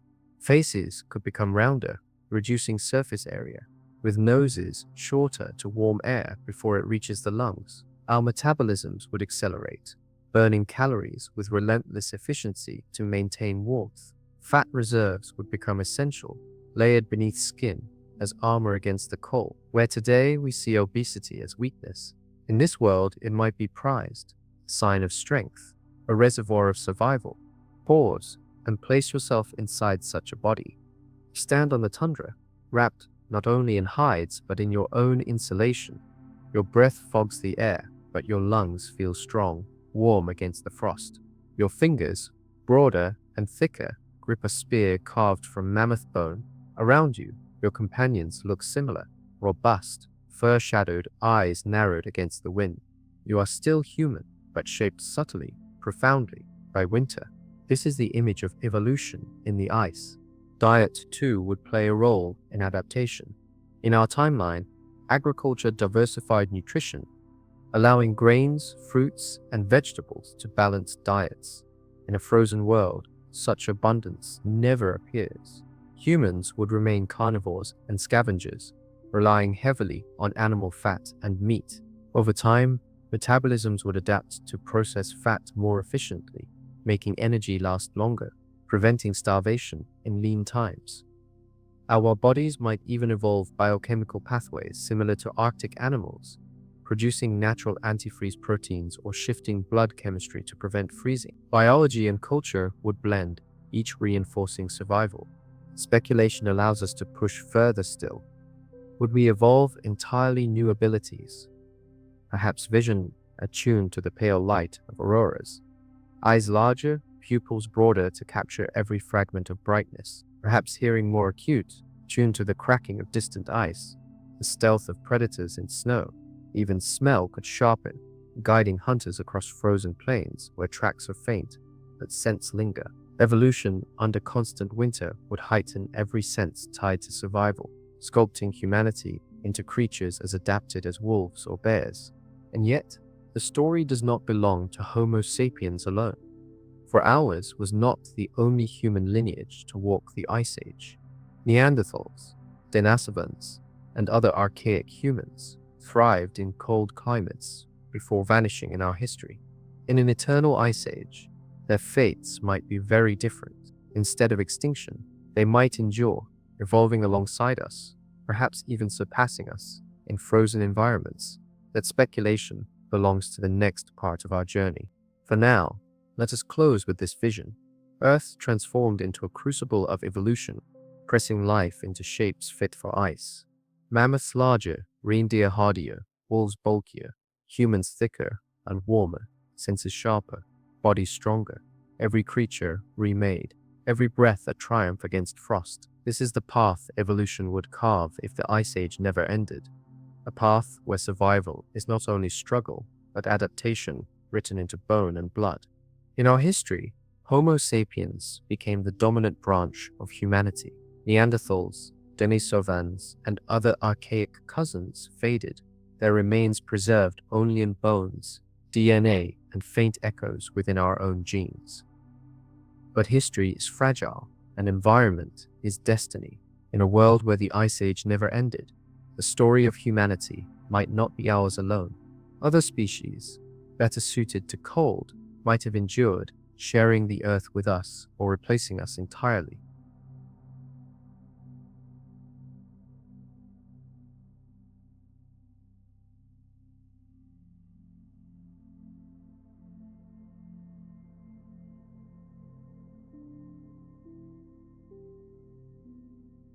Imagine walking into a frozen city in this alternate timeline and seeing not only sapiens, but Neanderthals at the fire. They sit broader, heavier, their voices deep, their hands thick and calloused. They craft tools with equal skill, paint with equal imagination, and share myths of ice spirits that echo your own. In this world, the word human would not mean one lineage, but many. Civilization might not belong to us alone, but to a federation of species, each contributing different strengths. Denisovans, too, could have thrived. Known from fragments of bone and DNA, they inhabited Asia, and genetic evidence shows they were deeply adapted to high-altitude, cold environments. Tibetans today carry Denisovan genes that help them survive with less oxygen. In a frozen Earth, Denisovans might not have disappeared, but flourished, spreading across Asia's mountains and plateaus. Their physiology would make them lords of the high frozen world, perhaps guiding trade routes across glacial passes, their expertise in altitude unmatched. Where sapiens struggled in thin air, Denisovans would lead, their blood rich with adaptation. Pause and imagine a council fire, lit within an ice cavern. Around the circle sit sapiens, Neanderthals, and Denisovans, each lineage distinct yet bound by the same frozen struggle. They trade not only goods, but knowledge. Sapiens with their restless curiosity, Neanderthals with their strength and endurance, Denisovans with their mastery of heights. Mythologies intertwine, cultures blend, and humanity becomes not one story, but many. In this vision, diversity itself becomes survival, and the Ice Age writes a richer chapter of human evolution. Speculation allows us to push further. What if another lineage entirely, long lost to us, had endured? Archaeology suggests there were more than just three kinds of humans. The hobbits of Flores, small and hardy, survived until surprisingly recently. Other yet undiscovered branches may have walked the earth, shaped by their own environments. In an eternal ice age, some of these might have evolved into distinct intelligent species, filling ecological niches sapiens could not. Perhaps a smaller, fur-covered human relative, adapted to live in tight burrows beneath snow. Perhaps a tall, broad-shouldered cousin, able to withstand storms for days without shelter. Evolution could have given us not one humanity, but an entire family of intelligent beings. If this were so, what would civilization look like? Our history has been shaped by competition, by one lineage rising above all others. But in a frozen world, survival favors cooperation. It is possible that multiple human species might live side by side, trading, intermarrying, sharing fire and stories. The concept of human would be fluid, less about biology and more about culture. Cities might be shared, their walls etched with symbols of many lineages, each contributing to survival. Perhaps myths would describe not one origin, but many, each people remembering their ancestor spirits, yet bound together beneath the aurora. Mainstream science reminds us that evolution is not teleological. It does not move toward progress, only adaptation. In endless ice, intelligence itself might evolve differently. Perhaps Neanderthals, with their robust brains, would excel in practical engineering, building fortresses of ice with efficiency sapiens could not match. Perhaps Denisovans would become spiritual leaders, their connection to high places giving them reverence in myth. Perhaps Apians, restless and imaginative, would continue to weave stories and innovate tools. Together, these species would form a mosaic civilization, one defined not by dominance but by shared survival. And what if sapiens had not survived at all? It is a possibility worth considering. If cold favored bulk and endurance, Neanderthals might have become the inheritors of the earth, their societies shaping history in directions we cannot guess. Perhaps their art would be less abstract, more practical. Perhaps their cultures would emphasize strength and community above exploration. The Neanderthal civilization might have been slower, steadier, but no less profound. In such a timeline, sapiens would be remembered only in whispers, a fleeting branch that burned bright but short, while their cousins endured. Speculation deepens when we think of how myth and identity would form in such a plural humanity. Instead of imagining gods in their own image alone, cultures might imagine gods in many forms: broad, tall, small, furry, robust, each reflecting the diversity of people themselves. Perhaps religion would emphasize unity, the belief that all forms of humanity descended from a single fire. Or perhaps myths would preserve separateness, each lineage guarding its own story, meeting only in times of trade and necessity. Either way, the frozen world would reshape not only bodies but the very meaning of being human. From here, our story turns outward again, not to biology alone, but to the civilization such diverse humanity might build. In the next chapter, we will ask how history itself would unfold if the Ice Age never ended, tracing the paths of civilization across frozen continents. History, as we know it, was written in warmth.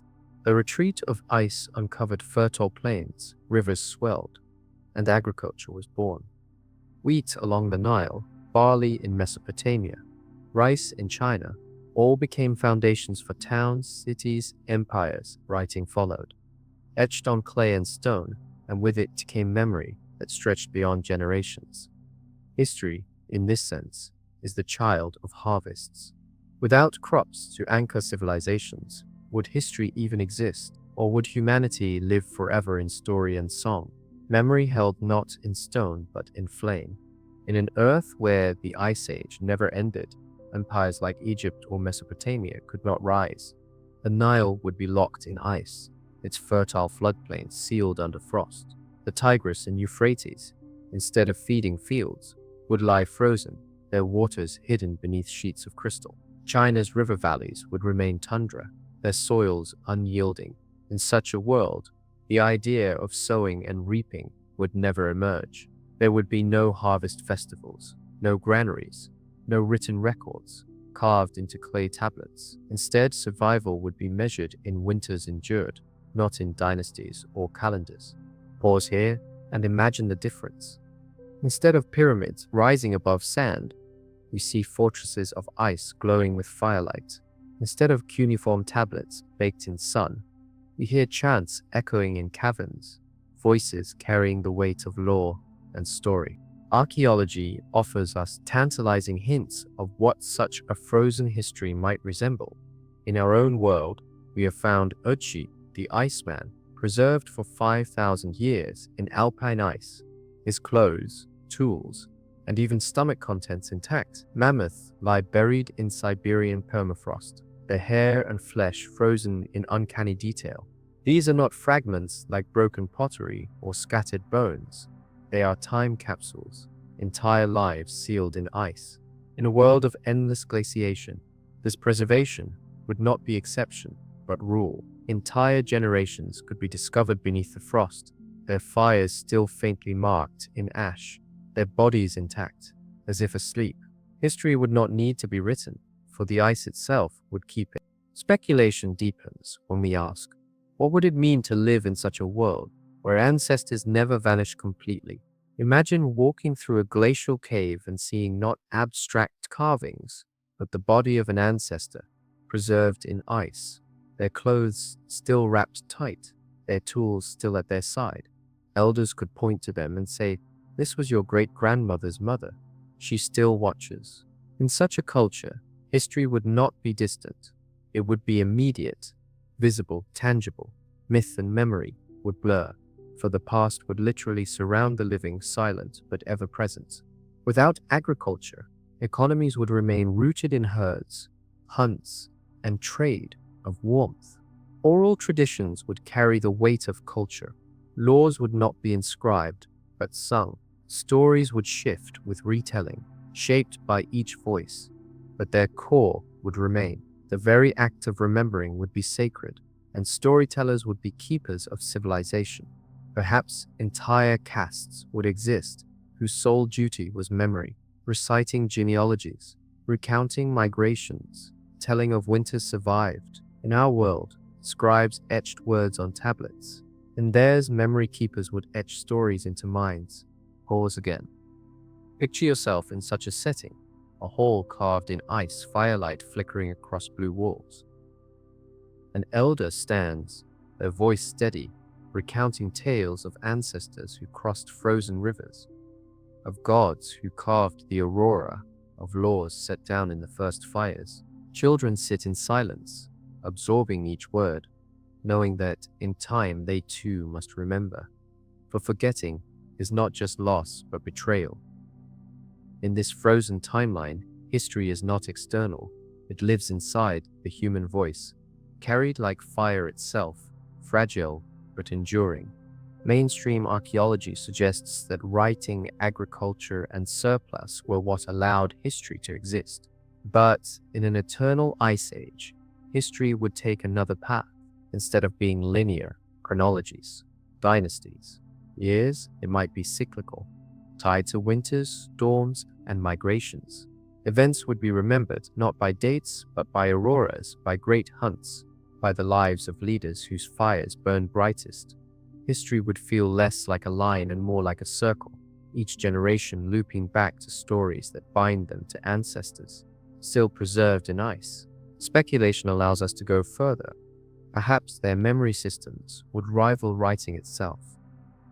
Anthropologists know that oral cultures often employ extraordinary techniques of recall, songs, patterns, rhythms, and symbols woven into daily life. Entire epics, thousands of lines long, were once memorized and passed orally in our own world. In a frozen earth where writing never arose, this skill would be honed to perfection. Entire civilizations could live with memory as precise as libraries, encoded in chants and dances, each detail reinforced by ritual. History would not be fragile. It would be embodied, alive. And yet, it would feel different. Without written records, myth and fact would intermingle freely. Did the great mammoth herd truly darken the horizon for 7 days, or is that exaggeration born of song? Did the aurora truly split the sky and deliver fire to the people, or is it poetic retelling of a solar storm? In our world, historians draw lines between myth and fact. In theirs, the two are inseparable. Truth is not measured by documents, but by resonance, by how deeply a story echoes in the community's heart. This raises a haunting reflection. In such a world, would we even know history as we define it, or would all the past be myth, preserved not in stone but in ice and voice? Perhaps history as we know it is an anomaly of warmth, while the deeper truth of humanity is story itself, fragile yet immortal in memory. As we close this first part, hold this vision. No pyramids, no ziggurats, no stone libraries, only fortresses of ice, fires in caverns, and memories preserved in voice and frozen bodies. History is not absent, but it breathes differently. In the continuation, we will push further, reimagining entire epochs under ice, from the Bronze Age that never was to global civilizations bound not by harvests, but by frozen endurance. If warmth gave us the epochs of history, the Stone Age yielding to bronze, bronze yielding to iron, what epochs would emerge in a frozen earth? Without agriculture, without harvests, the milestones of history's shift begin with the Bronze Age. In our history, it marked the rise of metallurgy, of tools stronger than stone, of empires built on trade and war. But in a frozen timeline, copper and tin would lie buried beneath ice and permafrost, far harder to reach. Instead, the true bronze of this world might be bone and ivory, shaped into tools and ornaments with increasing sophistication. Spears of mammoth ivory, knives edged with sharpened bone, harpoons tipped with reindeer antler. These would serve as the equivalents of swords and plows. Technology would advance, yes, but along frozen lines.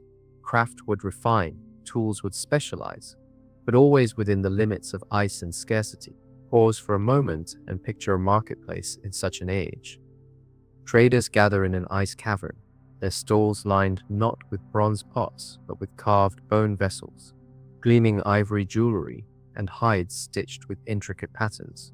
Wealth is measured not in gleaming metal, but in the artistry of bone, in the warmth of fur, in the strength of tools, carved from giants of ice and fur.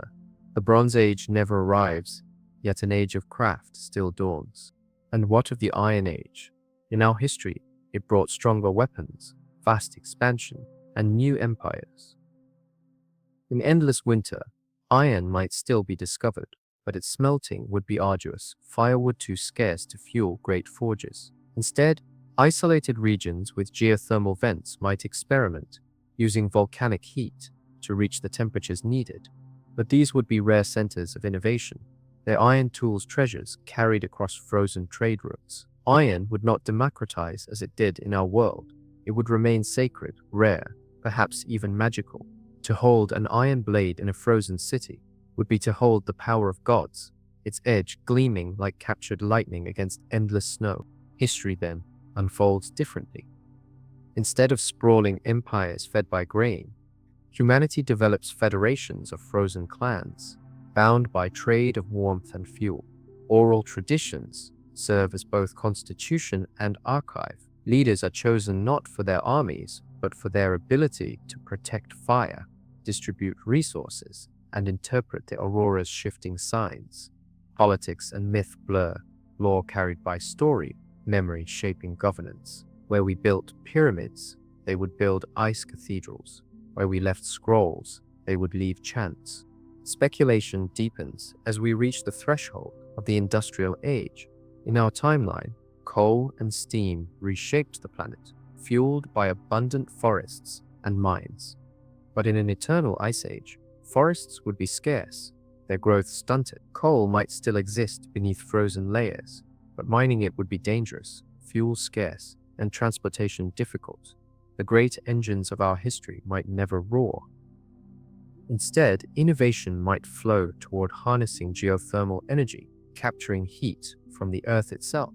Picture cities lit not by coal smoke but by steam rising from volcanic vents, their streets warmed by channels of hot water carved through ice.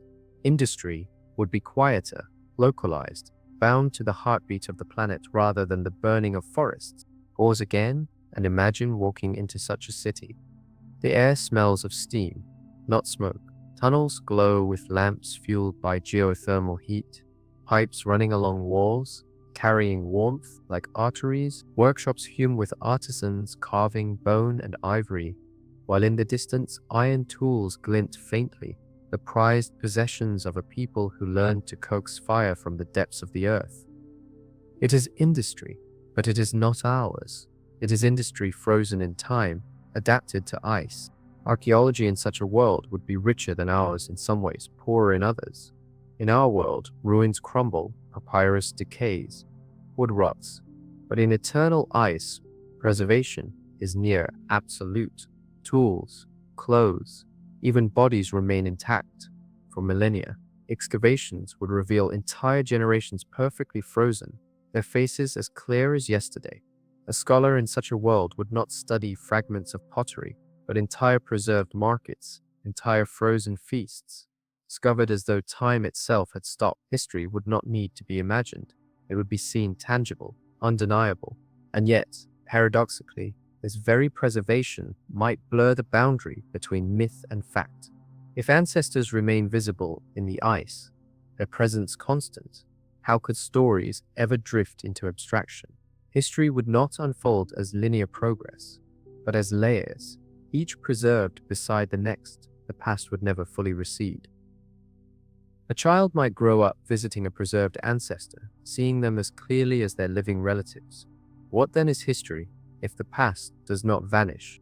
In our world, history moves forward, each age replacing the last. In theirs, history circles endlessly, preserved in ice, myth and memory braided together. Perhaps they would not even use the word history. Perhaps they would know only story, timeless and immediate. To them, the past would not be distant. It would be here, underfoot, watching, preserved in silence. Speculation lets us glimpse the modern age of such a world. Would electricity come? Wires stretching across tundra? Would cities glow brighter beneath auroras, powered by geothermal currents? Possibly, but even then, their culture would remain rooted in memory, myth and ice. And so, their history is not history as we know it. It is story, living, frozen, eternal. In the next chapter, we step beyond survival and record into dream, the myth, hopes, and spiritual visions of a humanity forever dreaming under frozen skies. When we think of the future, we often picture gleaming skyscrapers under sunny skies, fields of solar panels stretching toward the horizon, and cities thriving in warmth. But in a world where the Ice Age never ended, the future would be carved from frost. Technology, industry, and progress would not disappear. They would adapt. Humanity, shaped by millennia of cold, would carry its ingenuity into frozen centuries ahead, crafting a civilization as advanced as ours, yet utterly different. Energy is the foundation of every civilization. In our world, forests, coal, oil, and eventually solar and nuclear power fueled progress. In a frozen world, forests would remain stunted, oil trapped beneath ice, sunlight weak and fleeting. Instead, the great engines of progress would rely on the warmth hidden beneath the earth itself. Geothermal energy drawn from volcanic vents and deep reservoirs would become the backbone of civilization. Engineers would carve wells into permafrost, channeling steam upward, distributing warmth through networks of pipes. Entire cities could glow with this borrowed fire, their streets warmed by channels of heat running beneath the ice. But geothermal alone may not suffice. Humanity, restless and inventive, would turn to other sources. Ice itself might become fuel, mined not for water, but for the hydrogen within. Scientists already speak of nuclear fusion as the energy of the future, using hydrogen isotopes to replicate the processes of stars. In an endless ice age, perhaps frozen oceans would become reservoirs of fuel, their layers of ice mined for deuterium and tritium. Imagine miners carving deep into glaciers, not to find coal, but to harvest fusion fuel, their torches melting tunnels into frozen oceans. Civilization could glow with artificial suns, ignited from ice itself, light and warmth born from the very element that imprisons the world. Transportation, too, would take a frozen form. Instead of highways of asphalt, ice would remain the eternal road. Trains could glide across frozen plains, their engines powered by geothermal electricity, sled-like designs carrying passengers and goods across tundra. Skies would not remain empty. Aircraft adapted to icy climates might dominate, their wings designed to cut through frozen air, their bodies insulated against storms. Ports, as we know them, would not exist, but ice stations would rise on frozen seas, serving as hubs where caravans, trains, and airships meet. The map of civilization would not be blue with oceans, but white with ice highways glowing beneath the aurora. Speculation allows us to glimpse culture within this future. Wealth, still measured in warmth, would evolve into new forms. access to geothermal grids, control of fusion reactors, ownership of ice mines. Cities might compete to shine brightest beneath the aurora, their glowing domes symbols of prosperity. Festivals would celebrate fire more than ever, with great ceremonies held around fusion plants, their light seen as divine humanity's ability to create stars on Earth. In our world, the sun is taken for granted. In theirs, every flame, every spark, every reactor would carry the weight of reverence. Pause again. Imagine standing in a great ice hall, watching as a reactor hums to life. The glow it casts illuminates the cavern, reflected endlessly in crystalline walls. The crowd cheers, their breath visible in the cold, their faces lit with awe. For them, this is not just technology, it is salvation, proof that humanity can outmatch even eternal winter. Daily life in this frozen future would remain centered on endurance. Clothing would evolve into masterpieces of insulation, combining natural furs, synthetic fibers, and perhaps even biologically engineered materials designed to retain heat. Food would remain dominated by meat and fat, though biotechnology might allow artificial cultivation in heated caverns. Algae vats glowing in underground chambers, fungi grown on geothermal warmth, lab-grown meats sustaining populations where herds could not. Agriculture, though limited, might finally find a foothold in subterranean farms, small but revolutionary, supplementing the endless diet of animal fat with green. To eat fresh fruit in this frozen future would be to taste luxury, each bite a reminder of the world that might have. Architecture would remain dazzling. Crystal domes carved from ice, reinforced with steel, could house entire neighborhoods, glowing from within like lanterns. Subterranean caverns would expand into megacities, tunnels branching for miles, connected by trains that glide on geothermal power. Where our cities rise vertically toward the sky, theirs would sprawl downward, expanding into the Earth's embrace, and always above, the aurora would shimmer, the eternal ceiling of civilization, its colors reflected in every frozen wall. Speculation can even reach into communication and culture. In our world, writing and the internet allow history to stretch across millennia. In theirs, oral tradition might still dominate, but enhanced by technology. Perhaps stories would be recorded not on paper but etched into ice, carved in patterns that glow when firelight hits them.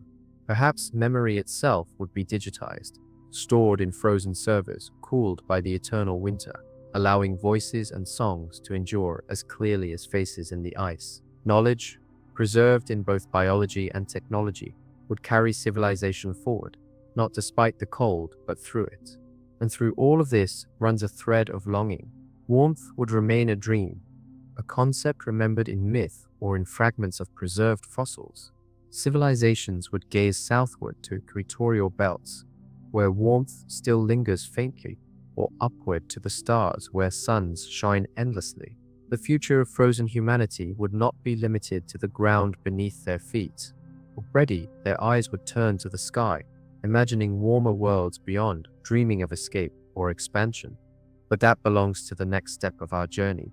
For now, hold this vision, a civilization thriving in frost, powered by geothermal fire and fusion mined from ice, its cities glowing beneath auroras, its people strong, inventive, enduring. This is not a collapse, not a failure, but a future reimagined, a testament to resilience carved from eternal cold. In the continuation, we will follow this humanity as it reaches outward, yearning for warmth among the stars, asking whether endless winter has taught them deeper resilience or endless longing.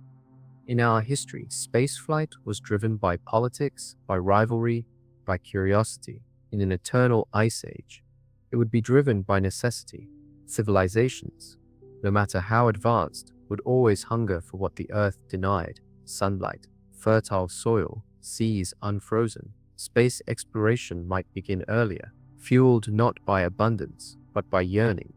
Imagine the first frozen rockets rising from icy plains, their exhaust cutting through aurora-lit skies. To their people, these would not be machines of conquest, but of pilgrimage, carrying fragments of humanity toward worlds where warmth still reigns. Pause here and picture the launch. Crowds gather on a frozen plateau, breath misting in the air, eyes turned skyward. The rocket ignites, flame erupting against the snow, and for a moment, the plain glows like day. Children raise their arms to the heat, feeling warmth wash across their faces, a rare, fleeting gift. As the rocket rises, cheers echo across the ice, voices carried upward, as though the entire world was singing the same prayer. Find warmth, bring it back. Which worlds would they seek? Mars, colder than Earth, might still feel familiar, its frozen soil a mirror of their own. Europa and Enceladus, with their hidden oceans, might seem like siblings, carrying the same icy shell, but the true dream would be worlds of light and warmth, planets closer to their stars, their skies blue, their seas open, their soil fertile. To a frozen humanity, such planets would seem like paradise. Entire mythologies might form around them, prophecies of green worlds waiting in the heavens. The search for exoplanets would not be academic, but spiritual, a quest to find home. Yet even as they long for warmth, frozen humanity would carry pride in its resilience. They would see themselves as children of the cold, sharpened by struggle, shaped by endurance. Where others might wither, they endure. Where others falter, they adapt. In space, this resilience would be their greatest advantage. Colonies carved into asteroids, stations orbiting icy moons, ships sailing between stars, all would draw on skills learned in the Ice Age. To survive in vacuum is to survive in cold, and for them, cold is home. Speculation deepens when we imagine their starships.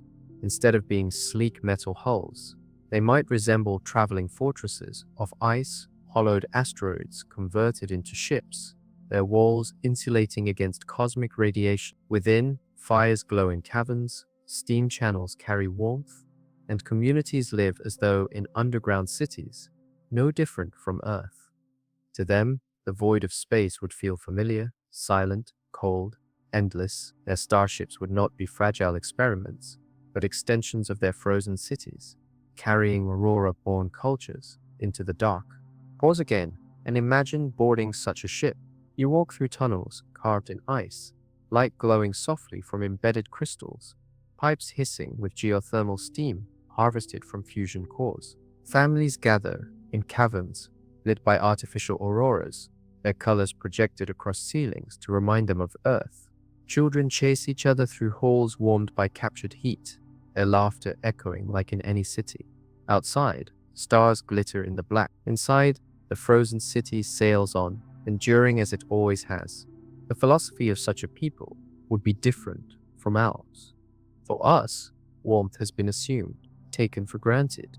For them, warmth is miracle, gift, treasure. Every sun encountered would be seen as divine, every habitable world as sacred. Colonization would not be exploitation, but reverence, an act of gratitude for the gift of light. Perhaps their first colony on a green world would not begin with conquest, but with prayer. They would kneel in soil, press seeds into ground, and weep as sprouts rose toward the sun. For them, to see a tree grow freely would be the holiest vision imaginable. And yet, they might also question, does endless cold teach longing or contentment? Would they forever dream of leaving Earth behind, or would they embrace their frozen home as the crucible of their greatness? Perhaps both. In their songs, two themes might intertwine, resilience and yearning. They would celebrate the strength learned in frost while dreaming of warmth among the stars. Their identity would be forged by contradiction, proud of the cold, yet forever seeking escape from it. Mainstream science reminds us that resilience is not only physical, but cultural. Humanity's ability to cooperate, to innovate, to endure together has always been our strength. In a frozen Earth, that truth would be magnified. Their very survival would depend on generosity, with warmth, on shared fires, on communal trust. Carried into the future, this ethic might shape space, civilizations not as empires of conquest, but as federations of endurance, each colony bound by the ancient covenant of sharing flame. As we close this chapter, hold this image in your mind, a frozen humanity gazing upward, Rockets rising through auroras, starships glowing with inner fire, songs of both longing and pride carried across the cosmos. They are not defeated by endless cold, they are defined by it, sculpted by it, lifted by it. Their future is not despair, but expansion, not silence, but song. The stars await them not as strangers, but as hearths waiting to be kindled. And so, the story of a frozen earth bends toward eternity. In the final chapter, we return home, reflecting not only on what this vision teaches about resilience, but on what it whispers about our own fragile, flawed world. And now, we return from speculation to the world beneath our feet. Outside your window, the earth is not frozen in eternal night. Glaciers retreat into mountains, rivers run freely, and fields of green stretch under open skies. Our planet has thawed, at least for now. Yet imagining an endless ice age reminds us of a truth both humbling and profound. Warmth is fragile.